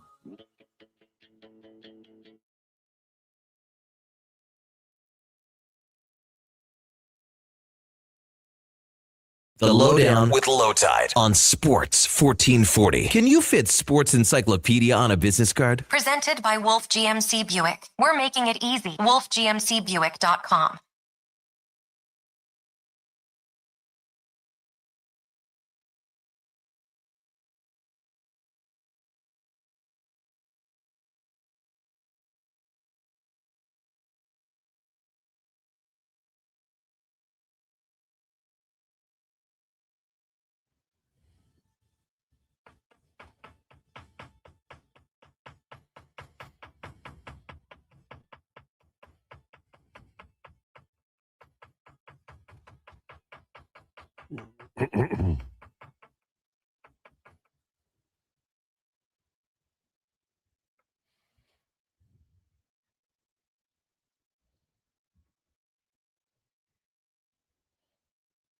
It's the Lowdown on Sports 1440, brought to you by Wolf GMC Buick. Family owned, community driven. We're making it easy. Visit wolfgmcbuick.com.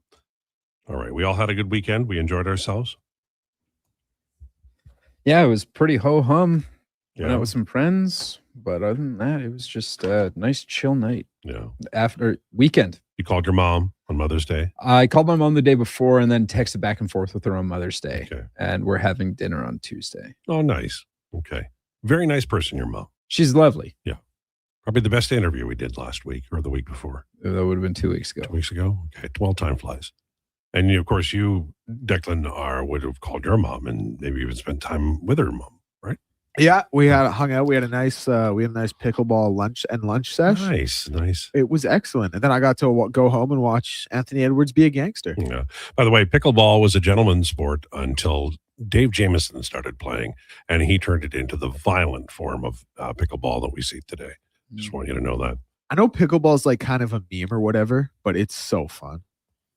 Look, it's a physical activity. You're moving your arms and legs, right? It's all good. Yeah, and it's just like it's fun. Yeah. No, it's all good. Ken says, LT, you should have asked Rachel. She's interested in the Otis GM job.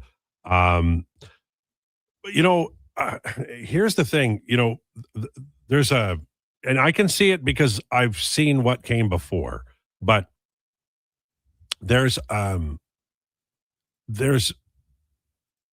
a progression going on now, and it goes like this. All the hockey jobs like GM, AGM, coach, they've all really gone for like the century and more that the NHL has existed to what we could call hockey people who played the game, people who can say, well, when I did it, we did it this way, so we're going to do it that way because that's the NHL and that's how pros act. And then slowly but surely, and it's taking longer than probably people want on the other side, slowly but surely you're seeing, Kyle Dubas, who was steeped in analytics. He got a job with Toronto and then Pittsburgh. Eric Tulsky got a GM job.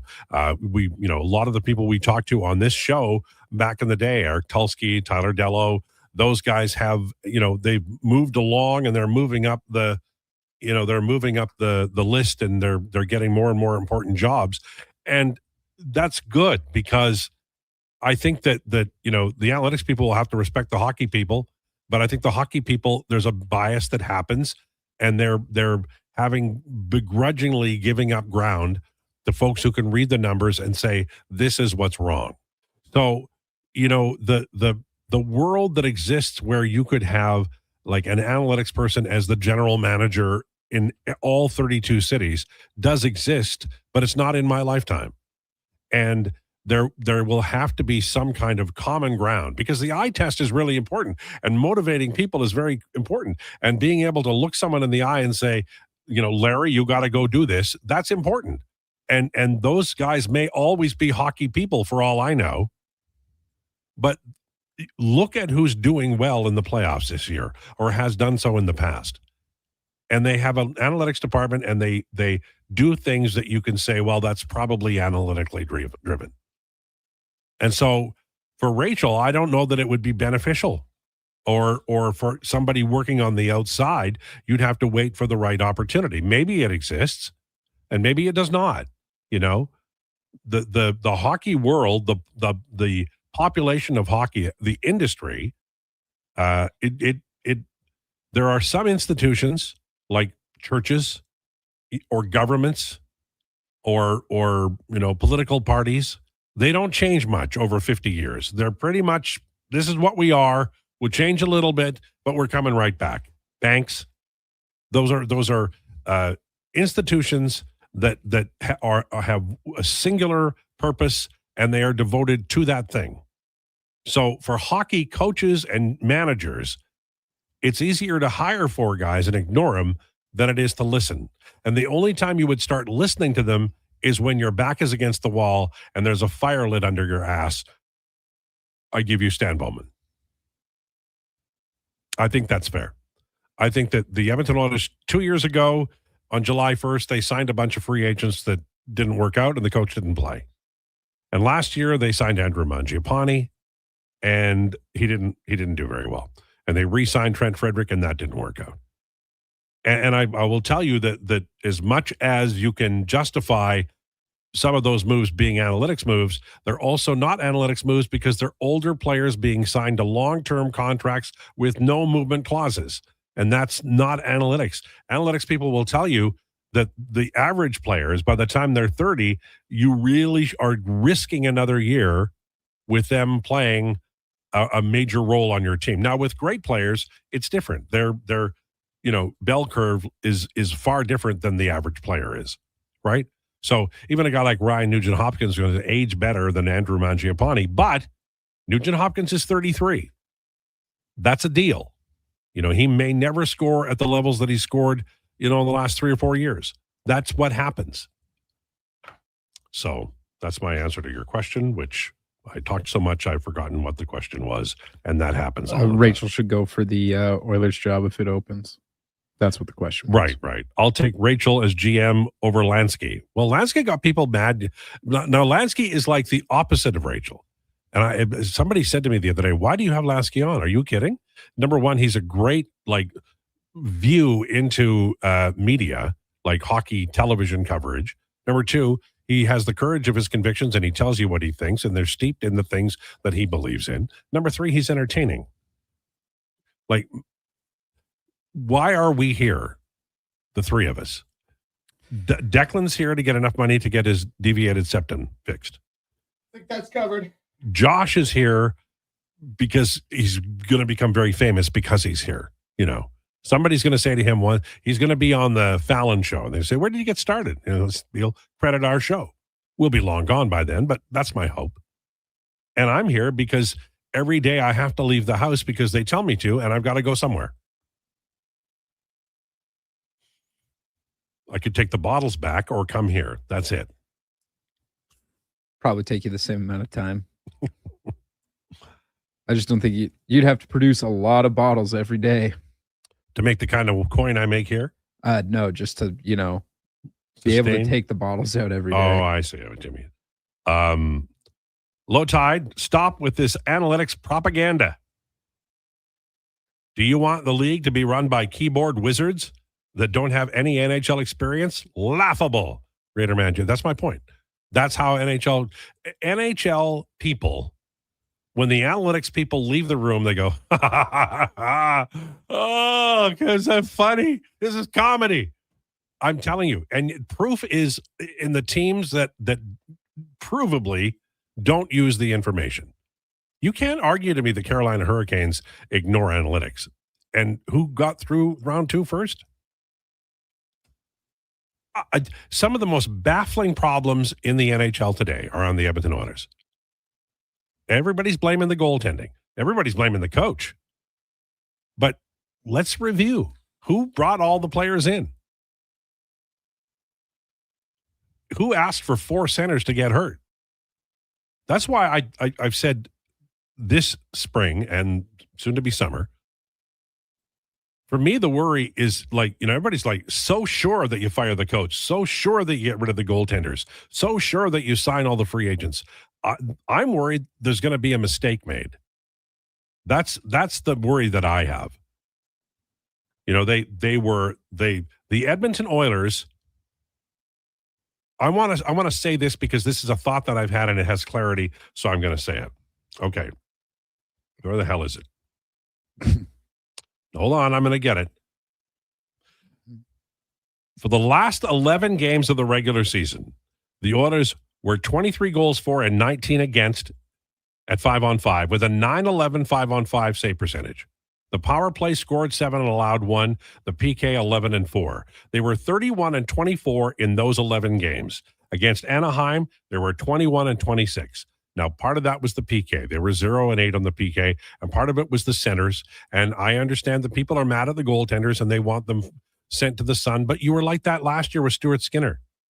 At some point, you develop a past.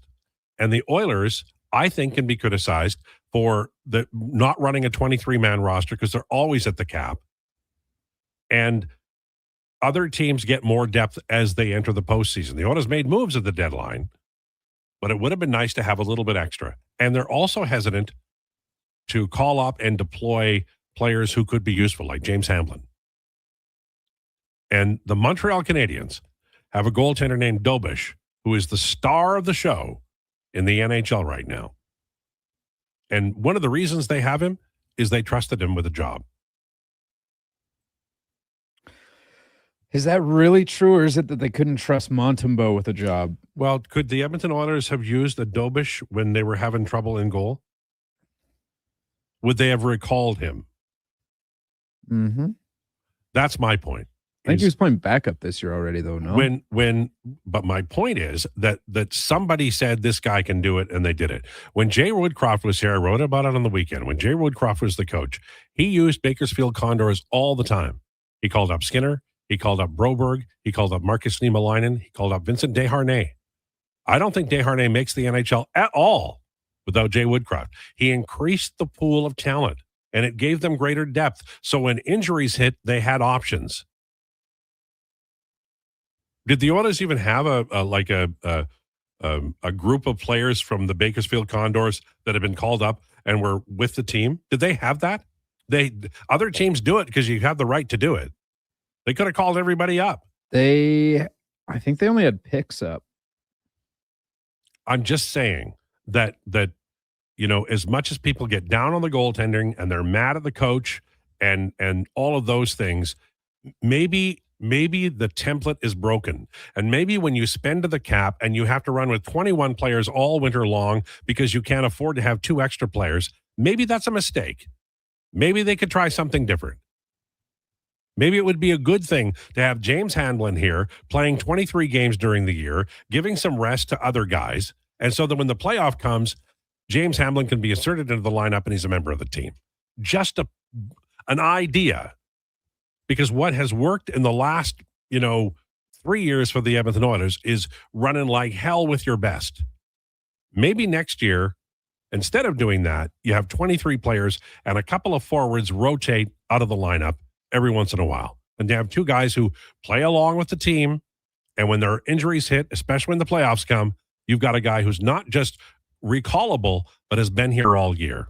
23 people are allowed on an NHL roster.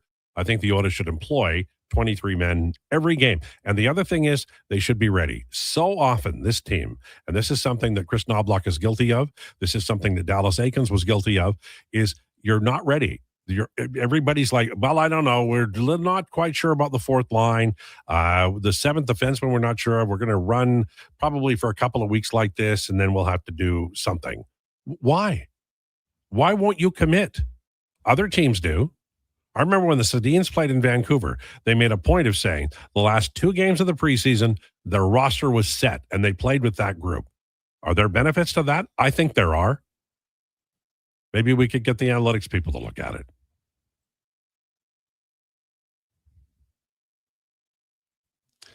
We should all be worried about Oilers management making mistakes this summer. They've been making mistakes when they have no money. Then having money makes me nervous. They could be Fred Flintstone with spare money in his pocket at a casino, from Sean. Well, I don't know. Picking on Fred Flintstone. That's a choice. For a caveman, he wasn't that dumb. Well, unless you watched the Flintstones movie starring John Goodman, then he was pretty dumb. I think the wise are the smart ones in that one. No doubt. I think that's just true of anything, isn't it? I didn't want to say it out loud, but that's all right. I'll say it out loud. Buck, hey Tide, I'm going to change it up. I don't blame the coaching, the management, the goalie, the defense. I don't blame the system, the team defense. I blame the media. It's the only thing. It's the only thing that hasn't been blamed yet. I don't know what the media can actually do. Well, any team. What was it? Gregor's tweet was about the Canucks GM search. It's, Dorian was supposed to be was a finalist, right? And then they come down to 2 other people. But Dorian wasn't one of them. And it was like, oh, maybe the fan pressure got to the front office or whatever. And he tweeted out something along the lines of, any team that runs their ship based on what the fans say is doomed to fail. Well, amen. So any team that if the Oilers are running off of what we sit down here and say for 11 hours a day, there's a bigger problem at stake. I've never bought into that. I do think, though, that the Edmonton Oilers throw up trial balloons. Like, I think there was a big push when Skinner got traded. It was because fans and media ran him out of town, and I never bought into that. Like, yes, fans and media, fans especially, were really, really hard on Stuart Skinner. But I don't think, like, Stan and Jeff were, hey, we got to trade Stu because of the rumblings here in the city. That's what I'm saying. Or I'm saying Gregor said. Before we take a break, I want you to answer me the question that I asked or proposed. Sure. I can't remember. What the hell was it? Oh, all right. We're good. What did I say? Off the hook. What did I say? No homework. Damn it. Oh. I was so angry at myself. Forget. This is what happens when you get old. This is not an old thing. This happens to me constantly. But I said it out loud. Maybe the text line will help. Nope. Oh, well.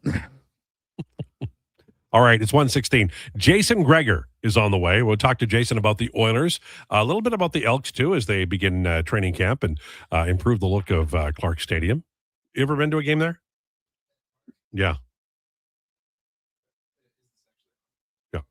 Sick. I turned it off because I thought we were going to break. Sorry, sometimes no, I know. Josh will just speak into the mic and it'll be He off, will. so it might get caught up in like Talk the about all background. of It drives me nuts. Not because of Josh, just because of the. No.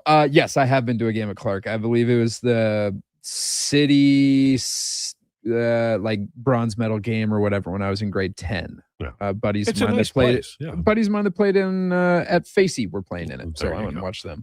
All right, we'll take a break. On the way, Jason Krueger, Lowdown with Lowetide, brought to you by WolfGMCBuick.com. We're back after this. You see it? Fusion Promo Marketing can make it. Fusion makes high quality, memorable promotional products for businesses, sports teams, and corporate events. From vision to reality, get noticed and remembered. Fusion with a Z, promomarketing.ca. It's too bad.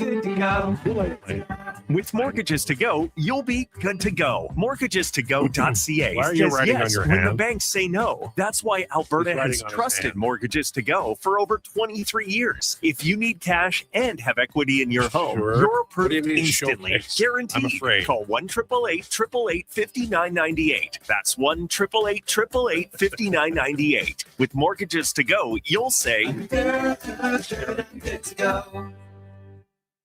Alan Olson Auctions presents the first annual Camrose Consignment Auction. Open now for online bidding through May 12th at alanolsonauction.com. This huge two-ring auction includes sales for Camrose Auto Wreckers, Bull Rain Holdings, and a large variety of farm equipment, lumber, automotives, livestock handling equipment, and miscellaneous items. And includes a partial dispersal for A1 Septic and a closeout sale for anytime towing. For more info, call Alan Olson Auctions at 780-672-2434 or visit alanolsonauction.com today. McValue breakfast meals are $5 plus tax every day. Okay, Get a sausage all right, that's McMuffin, fine. bagel with cream cheese product, or breakfast burrito with hash brown and small coffee, all for just $5 plus taxes. Available until 11 a.m. at Canadian restaurants. Product availability varies. Prices exclude delivery. Start your day with a blast of sports. Kevin Carius, along with Brandon Douglas, brings the fire, the fun, and the fearless takes. Weekdays, 7 to 11. Text Kevin, 883-401-1440. Mornings with Sports 1440.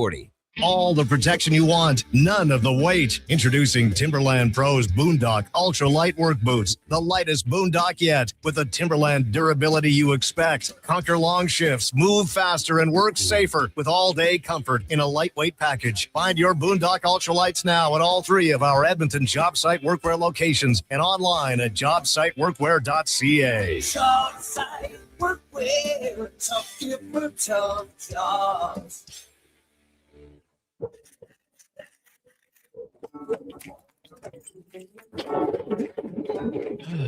Oh, Canada. Jiffy Lube is here to keep you moving through mornings like these. Full synthetic oil changes, quality Pennzoil products, tire checks, battery tests, and everything else your car needs to get through our winters. Stop by Jiffy Lube for fast, easy, warranty-approved service. No appointment, no hassle. Just dependable service right when you need it. Jiffy Lube, keeping you moving through this.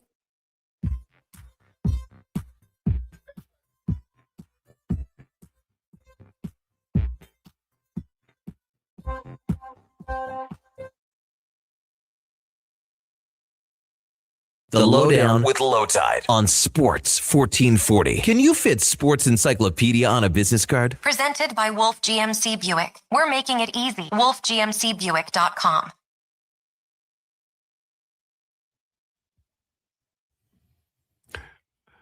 This is the Lowdown on Sports 1440, brought to you by Wolf GMC Buick. Check them out, wolfgmcbuick.com. 121, just ahead of Jason Krueger, our headliner of the day, brought to you by Faber. This city knows what a comeback looks like. If debt is holding you back, Faber's licensed insolvencies trustees can help create your financial comeback. Book your free consultation at Faber, Faber.ca. Cam says, Lowetide, I've looked at the 2024 roster compared to 2026. I don't think the team is that much worse. I have to admit, I think the results are from fatigue, injury, and coaching implementation. Injury for sure. I like the young players they have in Savoy and Podkolzin. They need more. I'm hopeful that Howard is one of the guys. If not, then maybe they can check down to another player. But I think you need to give Howard a chance, probably on the third line this fall. I like Emberson. I don't know that he's going to make a step up, so I would sign Connor Murphy. That gives you a solid top 4. I like Wallman, but he's injured a lot. Is Stastny the right number 7? I don't know. Is Emberson the right number 6? I think he is, but that's where I would look at.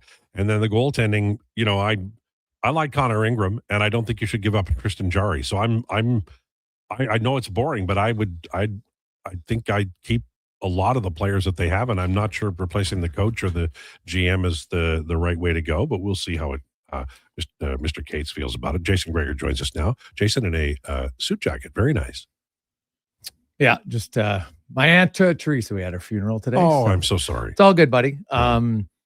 She had a really good life, 78 years, battled MS for the last 40. So she was a big inspiration, big reason why you rode in the MS bike tour for so many years. Yeah, right on. And so it was a celebration of her life today. Yeah, celebration of life. That's probably a better way to put it than a funeral. Seems kind of so morbid, but celebration of life was good. So. Yeah. And it was it's just a reminder of that 78 years is a good long life, but enjoy every minute of it. 100%. Yeah. So we've been talking about the Edmonton Oilers. No, you won't be shocked by that. I've noticed that everybody's firing the coach lately, and I'm like, okay, but can we review the 4 injured centers? Can we, just go over the roster, and are we sure that's the move? Because I think, I think there's a lot of things, a lot of people you could fire, but don't make a mistake. Oh, to me, my viewpoint, and I could obviously be wrong on it, I think firing another coach would be, this is a coach who was part of the team that went to back-to-back cups. No other coach who got them a win in the third round.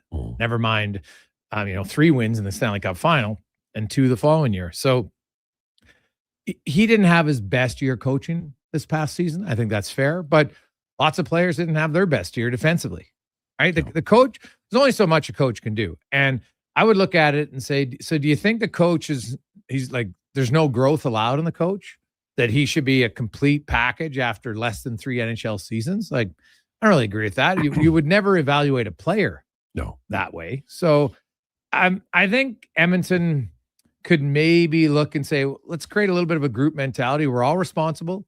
Injuries played a factor, sure. I don't know if they would have beat Colorado or Minnesota the way they're going. Would have been tough, but you never know. So, because we never really saw their team. Like, if you bring Dickinson and Murphy back and Doc, how many games did those guys play with McDavid and Draisaitl? Honestly, where they were all in the lineup, right? And everybody was healthy. Draisaitl was hurt. Yeah, down the stretch. I think it was 1 game in the regular season, maybe. So I think you can say that, hey, the roster we had, and there's gonna be some changes, right? Adam Henrique's not gonna come back. Jack Roslovic is probably unlikely to come back. Isaac Howard's gonna get a chance. They'll goaltending, we'll see what they do. It's not like the list of free agent goalies is big. Trades allegedly, and that's why I like to use that word, because I got to believe it. I got to see it to believe it. Sorry, but I'll be one who's hesitant to buy into this is going to be the summer of trades across the NHL. I hear about it. That, Jason. Oh God, like every year at the draft now for a year. Oh, there's going to be lots of trades, man. Watch the trades, and it's like, wake me up. Is the draft over? Okay, great. Few guys traded up and down. Yippee. So I don't know. I'm not sold on it. There's, we'll see what happens amongst these teams, but free agency has never been the place to build your team, right? You can maybe fill in a little bit of the sand between the rocks, Al, if you're landscaping, but if you're looking for a centerpiece in free agency, it's very rare that it's going to help you.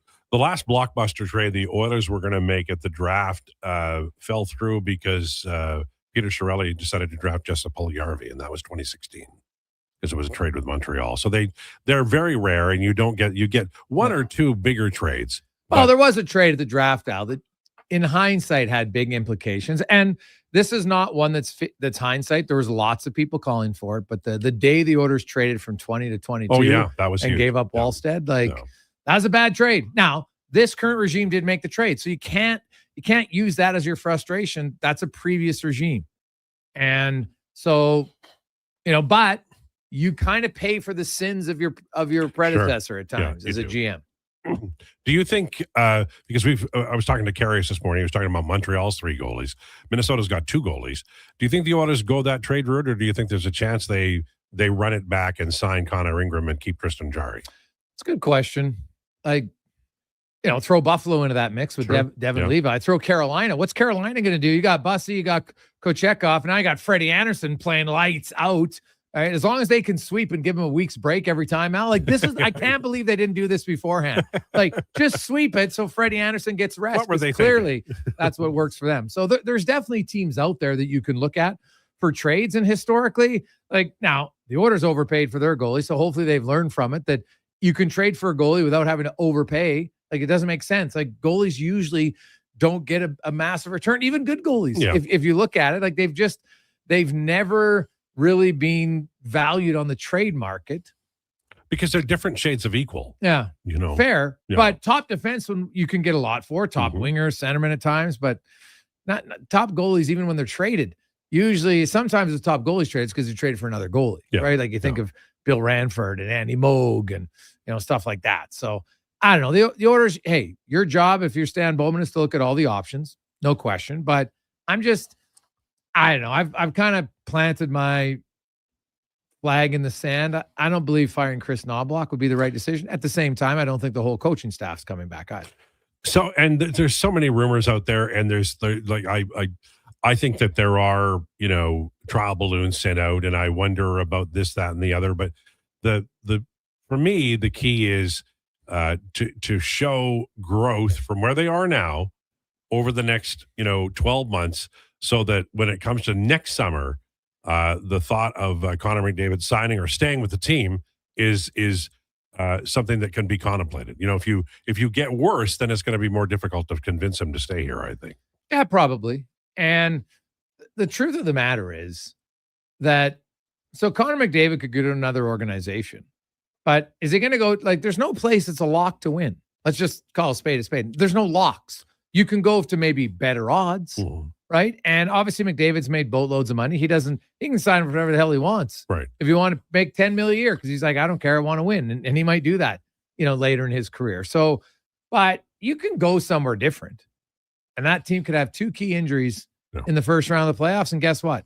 So to me, it's there's something to be said about starting what you finish. No. Right. And I wonder how much, if any, that plays into it, right? People for years talked about Alex Ovechkin. He's got to leave Washington. It was year 13 that he won. So there's just because some guys win in year 3 and some guys win in year 6 and some guys win in year 5, some win in year 13. No. Just how it goes. That's kind of what I worry about. You mentioned Washington. And I remember the year Halak stoned them. 2010. And they changed a lot of things. And then it took them several years to get back to where they were. That's what I think that this is a dangerous time because you could make a big mistake. And that's where, you made the Jarry trade. I'd rather they play Jarry for a year, honestly, just to see what he is, because he came in, it's a tough place to play. He wasn't 100%. Don't just automatically say this guy can't do it. You've already made the investment. Why don't you see what it can do? Well, I know it's a crazy thought, but hey, how can we augment everybody in our organization? What can we do to help build them all up? So let's look at our strengths, and now let's look at our weaknesses.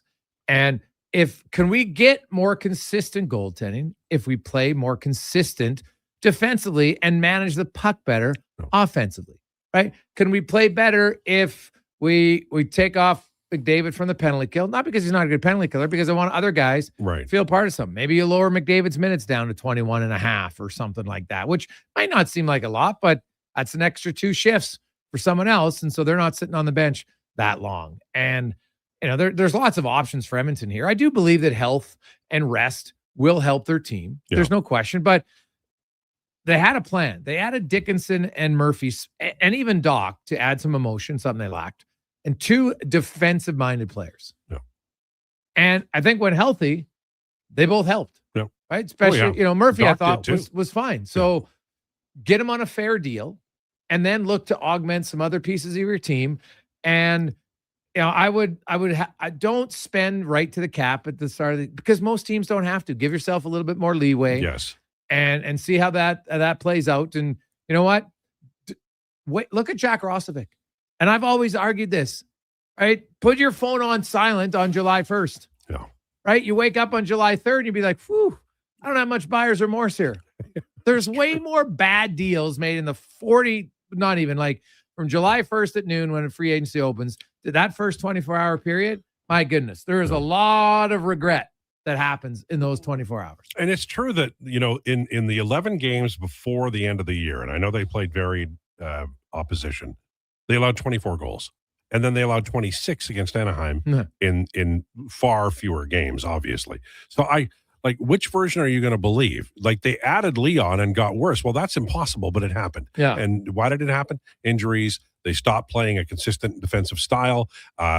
Anaheim is fast. And you played a better team every night, too. Right. So that was part of it. But I think what happened was the ghosts of regular season past this year, because that's what they were. They would have a stretch of good and then stretch of bad and another stretch of bad. No, a little stretch of good. Now another stretch of bad.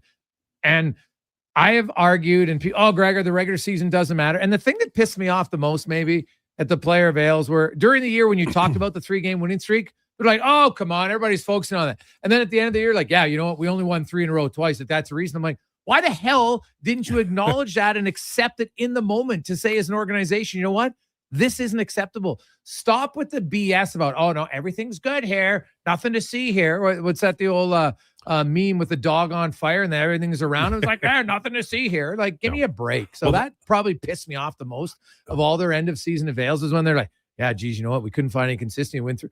Oh, really? But when I asked you about it in the regular season, you're like, oh, well, it doesn't really matter. Yeah, I think Leon was the only one who said, look, we're not the same team. We got problems, you know, and like, that's what I think has to happen. It has to be to a man, a real acknowledgement that they have to come back and be better next year, no matter who the coach is, no matter who the manager is. Well, and honestly, they could have the exact same roster that they ended the season with and be a better team to start next year if they committed to playing consistently. And if they're all come back healthy, that's why I made sure to ask Stan Bowman that question. Any of these injuries going to carry over? No. Right. So they're all going to come in. Like Zach Hyman didn't play until November, and then it took him a few weeks, right? Which is normal for lots of guys coming off of it. None of these guys required surgery. So you might need a month's rest. That's fine. No. You all can start training hard on June 1st. And you got June, July, 3 months, man, 3 and a bit. Like, that is more than ample time for them to be ready. Do you think it was important for them to win the division, or did it didn't make any difference at all? Well, you would have played Utah instead of Anaheim. Yeah. So yeah, Utah would have been an easier team. Yeah. I'm thinking about that lately about, Vegas took off and part of it was goaltending. Now they can't get a save. It's a nuts year. What do you think of that Buffalo Montreal series, eh?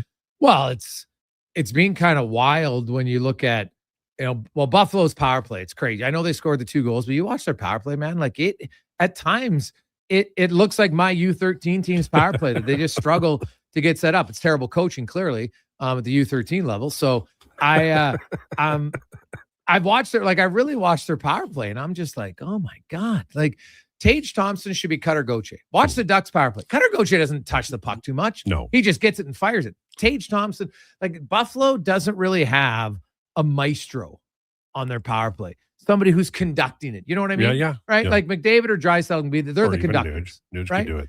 And Buffalo doesn't have that. And that's something that they need. It's hard to get. So, but Tage Thompson's not the conductor. Tage Thompson should be the shooter. No. I'd be Cutter Gauthier, because you look at the Ducks power play. It's pretty good, right? They won him a game again last night. So, yeah, Montreal, that was a big win, but it's funny. Like, Buffalo looks so much better in game 1, and now Montreal's come back, and Buffalo got the start they wanted. Yes, they did. So now we'll have to see, because Carolina is on rest street again. Yeah. Right? So Carolina's just sitting back and saying, hey, Buffalo, why don't you guys, they'll probably send flowers to Buffalo, some chocolates, maybe get a win.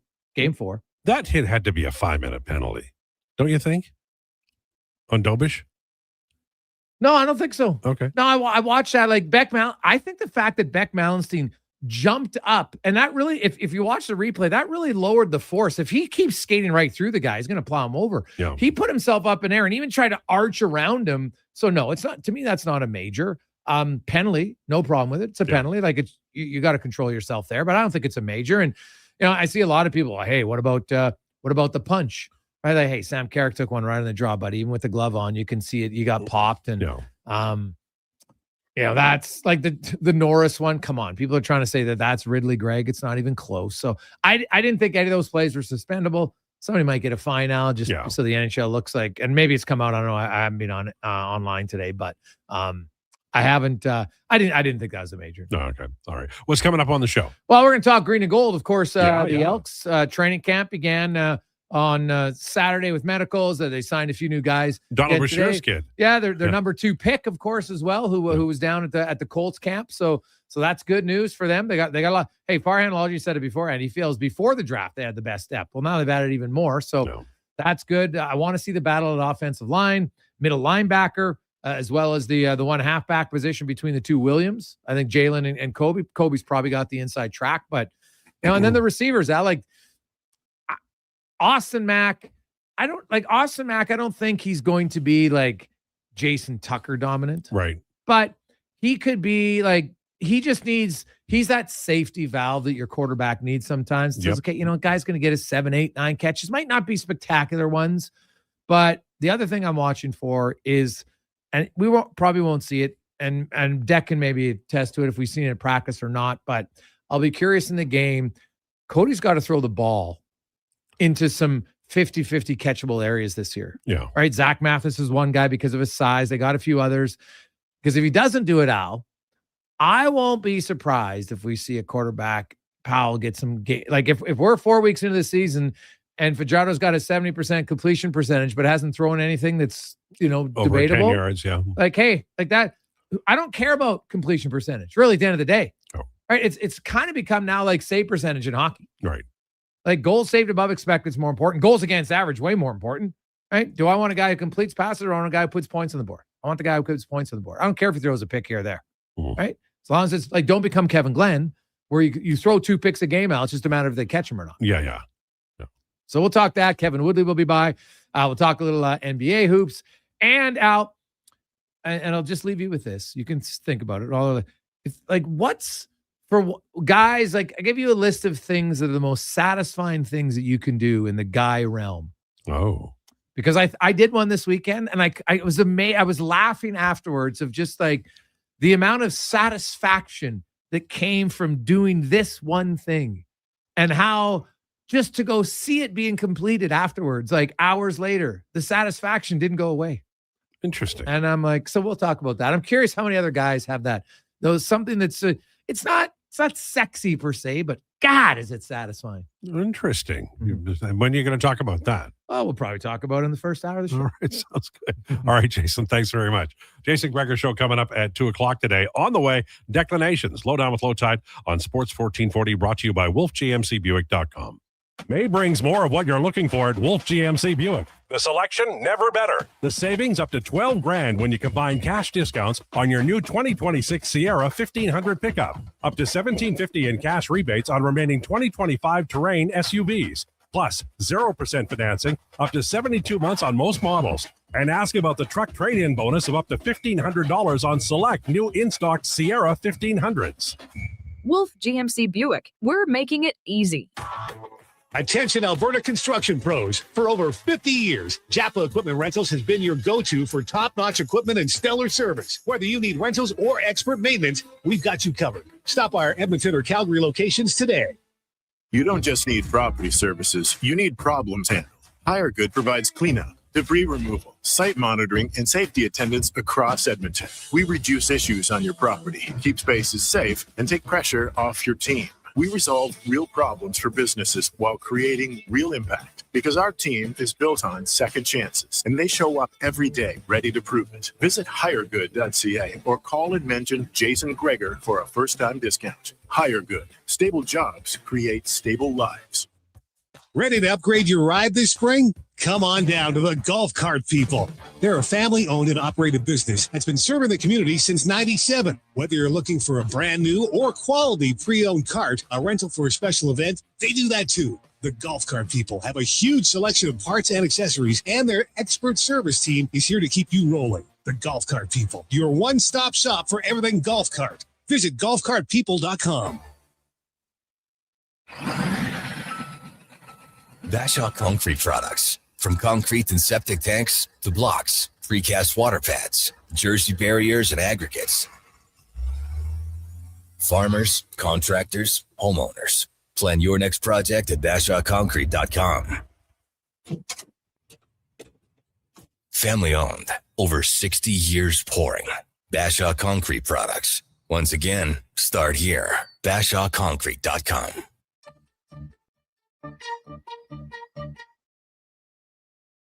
Here's the lowdown with Lowetide on Sports 1440. Presented by Wolf GMC Buick. We're making it easy. WolfGMCBuick.com.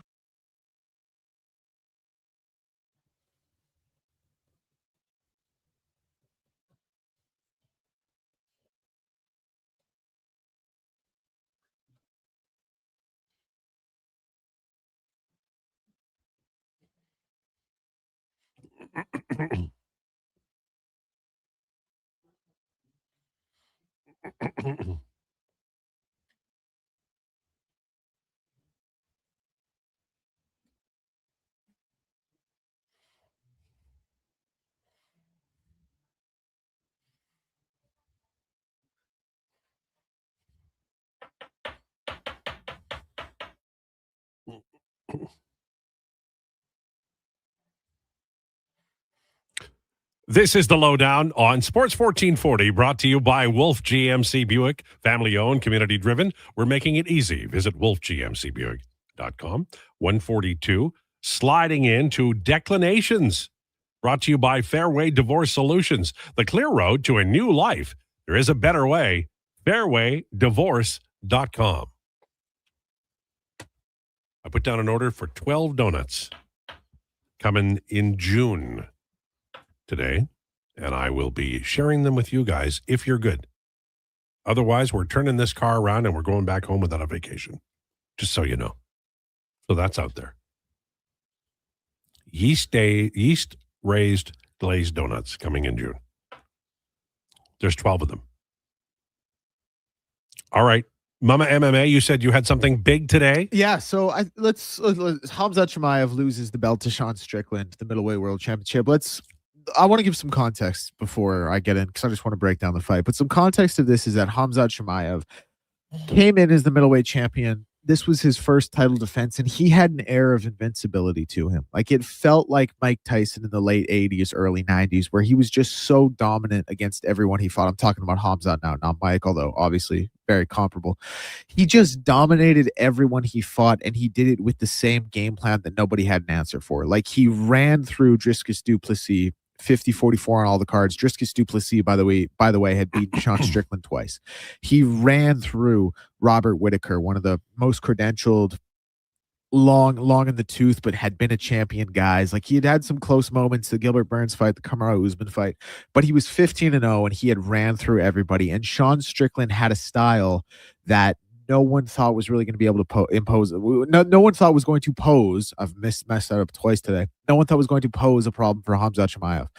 So first round, Hamzat comes out and he takes Sean Strickland down with ease, and everyone's thinking, and he keeps him down for the majority of the round, the duration of the round, and everyone's thinking like, yep, that's what this fight's going to be. It's just going to be 4 more rounds of that. He is going to take him down. He is going to hold him down. He's either going to take the back and get the body triangle. He's going to mount him. He's going to ground and pound him a little bit. Whatever he wants to do, he's going to do to Sean Strickland, because the gap between those two on the ground in the wrestling game, in the grappling game, is just so far apart. And first round, like I said, no one has any reason to think anything but that. So first round comes to an end, and Hamzat wins in 10-9 with dominant control, controls him for 4 minutes and 44 seconds of a 5-minute round.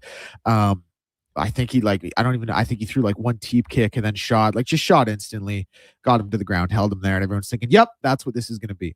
Second round comes around, and all of a sudden, Hamzat's striking with him a little bit, and he's, we're seeing them get into a bit of an exchange, and we're like, okay, this is Sean's world, but Hamzat's just going to set up the shot. Like, he's not going to keep this fight standing. And all of a sudden, Hamzat's takedown attempts aren't quite looking what they usually look like. We're like, that wasn't as crisp. Ooh, like Sean stuffed that one. And in this round, Hamzat gets hurt with a right hand, I think it was a straight right hand by Sean Strickland, and it hurts Hamzat, and he kind of takes a bad shot, and he takes a shot that looks like the type of shot if you're wrestling Kadyrov's sons. All my MMA fans will get that joke, but it's just a really, really poor shot. Like, it's not set up. Not that he ever really has to set up his shots because his entries are so quick and aggressive, but it's not set up. He kind of lumbers into him. Sean stuffs it.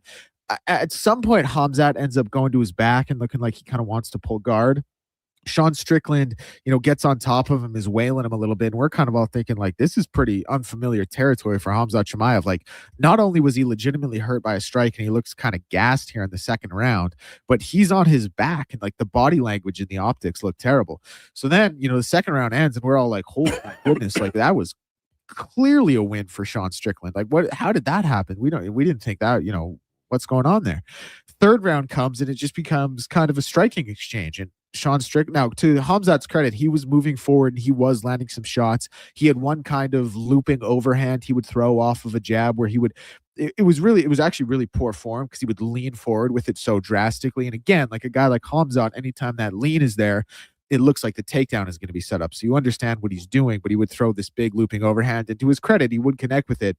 But the striking, much crisper, much cleaner by Sean Strickland, and he was catching him with jabs, even though he was backing up. Sometimes it didn't always look great optically, but he was able to throw that jab. He was able to put his ones and twos together, which is what he throws. He throws kind of a lazy slapping left hook off of his jab. Sometimes he was throwing that and landing, and he wins the third round, and everyone's like, what's going on here? Like, why isn't Hamzat taking this fight to the ground? Like, and again, I really just want to lay it out. Like, Hamzat takes everyone to the ground. Like, he grabs you and he takes you to the ground and you can't get up. Like, go look up the Hamzat Chimaev Robert Whittaker fights. He just takes you and he grabs you, he gets you to the ground and you can't get up. But that wasn't happening. Now, round 4, he has a little bit more success with the wrestling. He's able to take Sean Strickland down, and the numbers look very good. I think he was like 7 for 10 on takedowns. The ground control mostly in that first round, the fourth round here a little bit.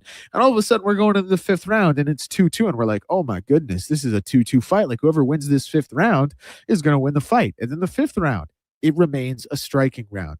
And Hamzat Chimaev is kind of playing with fire here because this is Sean Strickland's world. Now, Hamzat, again, was moving forward and he was landing shots, but he wasn't fighting to what his game plan should have been. He was getting caught and he was getting hurt. And he was just in some ridiculously unfamiliar territory for him. Sean Strickland was able to, he was able to fight at range very well, but he was also able to do just enough to dissuade Hamzat. Like, I think a thing with Floyd, like Floyd Mayweather always got killed. And I'm not comparing Sean Strickland to Floyd Mayweather, but Floyd Mayweather, he always got killed because he didn't really have power in his hands once he moved up from lightweight. A lot of that was because he had brittle hands, but he would pop you in a way, like it was just enough to keep him off you. And that's kind of what Sean was doing to Hamzat. And these striking exchanges, he's getting the better of him, even if it is off the jab.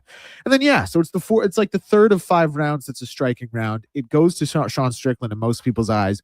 We're going to the cards here, and we're thinking, like, I can't believe this. Like, this, not only did this go 5 rounds, which shocked everyone, but we all think Sean Strickland won this fight in kind of like a likely fashion for him, but just unlikely that it happened at all because of Hamzat's dominance on the ground. Anyway, we go to the scorecards. Split decision victory for the new and the again middleweight champion of the world in Sean Strickland. And you were happy. I was shocked. I was happy. I was happy to see it. I was shocked. Like, you don't feel like this was the correct result? No, I scored the fight for Strickland, but it was just so improbable. Like, it made no sense. Like, the bet, he was like a plus 390 underdog. I think it might have even been more than that at one point, but it was really a testament to, like, Sean Strickland gets a lot of bleep, but I'll tell you, like, this guy goes in there and he goes in with a game plan, and more often than not, he makes it work. And so credit to him. He kind of did the unthinkable, pulling this win off against Sean Strickland. And like I said, you are the middleweight champion once again, now a 2-time middleweight champion. Very, very impressive stuff. Good stuff. Excellent. Yep. Sounded like you were pretty excited about it. I was. And also, just really quickly, shout out to the co-main event, Joshua Van, Tatso Taira. Incredible fight. And Joshua Van, what a fighter that you are. I always check the text line because you have a lot of people who... Yeah, I know Greater Man Jay texted in about it off the top of the show. Yeah, Nikki Northside said, made a nice little profit betting on Sean to win. Yeah, he mentioned that he's won twice. The big first win was Izzy, and that was another one. I think he was a plus 600 underdog in that fight. So Nicky Northside, he's profited pretty well on Sean Strickland here. There you go. Well, that's just knowing your MMA, knowing your fighting. Yeah, like the co-main too. I wish I had more time to harp on it because what a fight it was, and what a fighter Joshua Van is. Like that one was definitely the more exciting fight. You know. Well, you got a couple of minutes. No, it was just I always obviously like to kind of wrap it up a little bit before we have to go, so we can talk some oil before we get out. But yeah, Joshua Van, like just he is the 125 pounders. People kind of rip them because there's not always a lot of like flattening knockouts. By the way, yeah, but they do more damage by the little hits. Yes, and like the skill is just because you have to be so much more skilled at that way. By the way, he did flatten him at the end of the second round, and then did knock him out in the fifth. I got to the point where I preferred to watch the knockouts from the heavyweights because the little guys are the guys who end up dying. Yep. Yeah. No. You know, because it's the cumulative punishment. It's not those one big shots. Yeah. It's man. I'm so glad you don't do that anymore. Yeah. Honestly, I think I would bribe you to not fight if you still fought. Yeah. People ask me sometimes, like, would you let your kid box? And never in 1,000 years would I let my kid box. And no one else should either. Well, it's like, I always feel like the old man robbing the young people of, there is a certain, like, I get it. I loved watching boxing because it's like, it's pure sport and there is a science to it. And so you also, there's that need to, and maybe it's just when you're young or whatever, you get out of your system, but that, there's a certain courage required to do that. Right. And I love watching boxing. I still to this day love it. I love it. It's a great sport. It's just that once you find out that they're damaging their brains because of your entertainment needs, it gets a little unattractive. That's how I feel anyway. It is tough because it is such a beautiful sport. But it is. I love it. Again. Honestly, if there was a big match tonight and Karen would allow me to watch it, I probably would watch it. And if she said no, I would not watch it. Hey, huge British heavyweight world title fight over the weekend. Maybe we'll hear about it tomorrow on the hot seat. Woo. Yeah, it's and also it's. You mean heat check? It splintered because of the fact that it wasn't on regular television. I think that it was good, but it was also bad for the sport. I think. All right. So Jason Krueger on the way. I do not know what he's excited about, but he had a great deal of satisfaction about something that had on the weekend. I'm going to guess Dairy Queen ice cream cone, but I might be wrong. Knowing Jason, he wouldn't do that. He'd do something else. So that's all on the way. Jason Krueger show straight ahead. Thanks so much for tuning into the Lowdown. Please enjoy your day. Hello.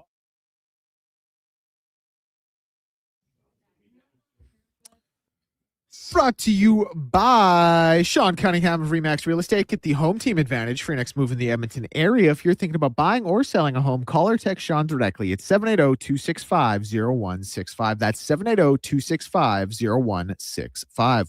News from around the sporting world is Victor Wembanyama has avoided suspension for his elbow on Naz Reid. Will play in Game 5 tomorrow versus the Timberwolves. The Pittsburgh Steelers have signed Chris Boswell to a 4-year, $28 million extension, while the Hurricanes have signed Mark Jankowski, defenseman, to a 2-year, $3.7 million extension. In the NHL tonight, one game, Colorado and Minnesota at 6. Colorado leading the series 2-1. And in the NBA, 2 games, Detroit and Cleveland at 6. Oklahoma City and LA at 8:30. Oklahoma City with a chance to close that one out against DeAndre Ayton and the Lakers. In the MLB, action begins at 4:10. Angels and Guardians. Yankees and Orioles at 4:35. And the Rays and Blue Jays at 5:07 with Gossman on the bump. I'm Declan Krueger. This has been a Sports 1440 update.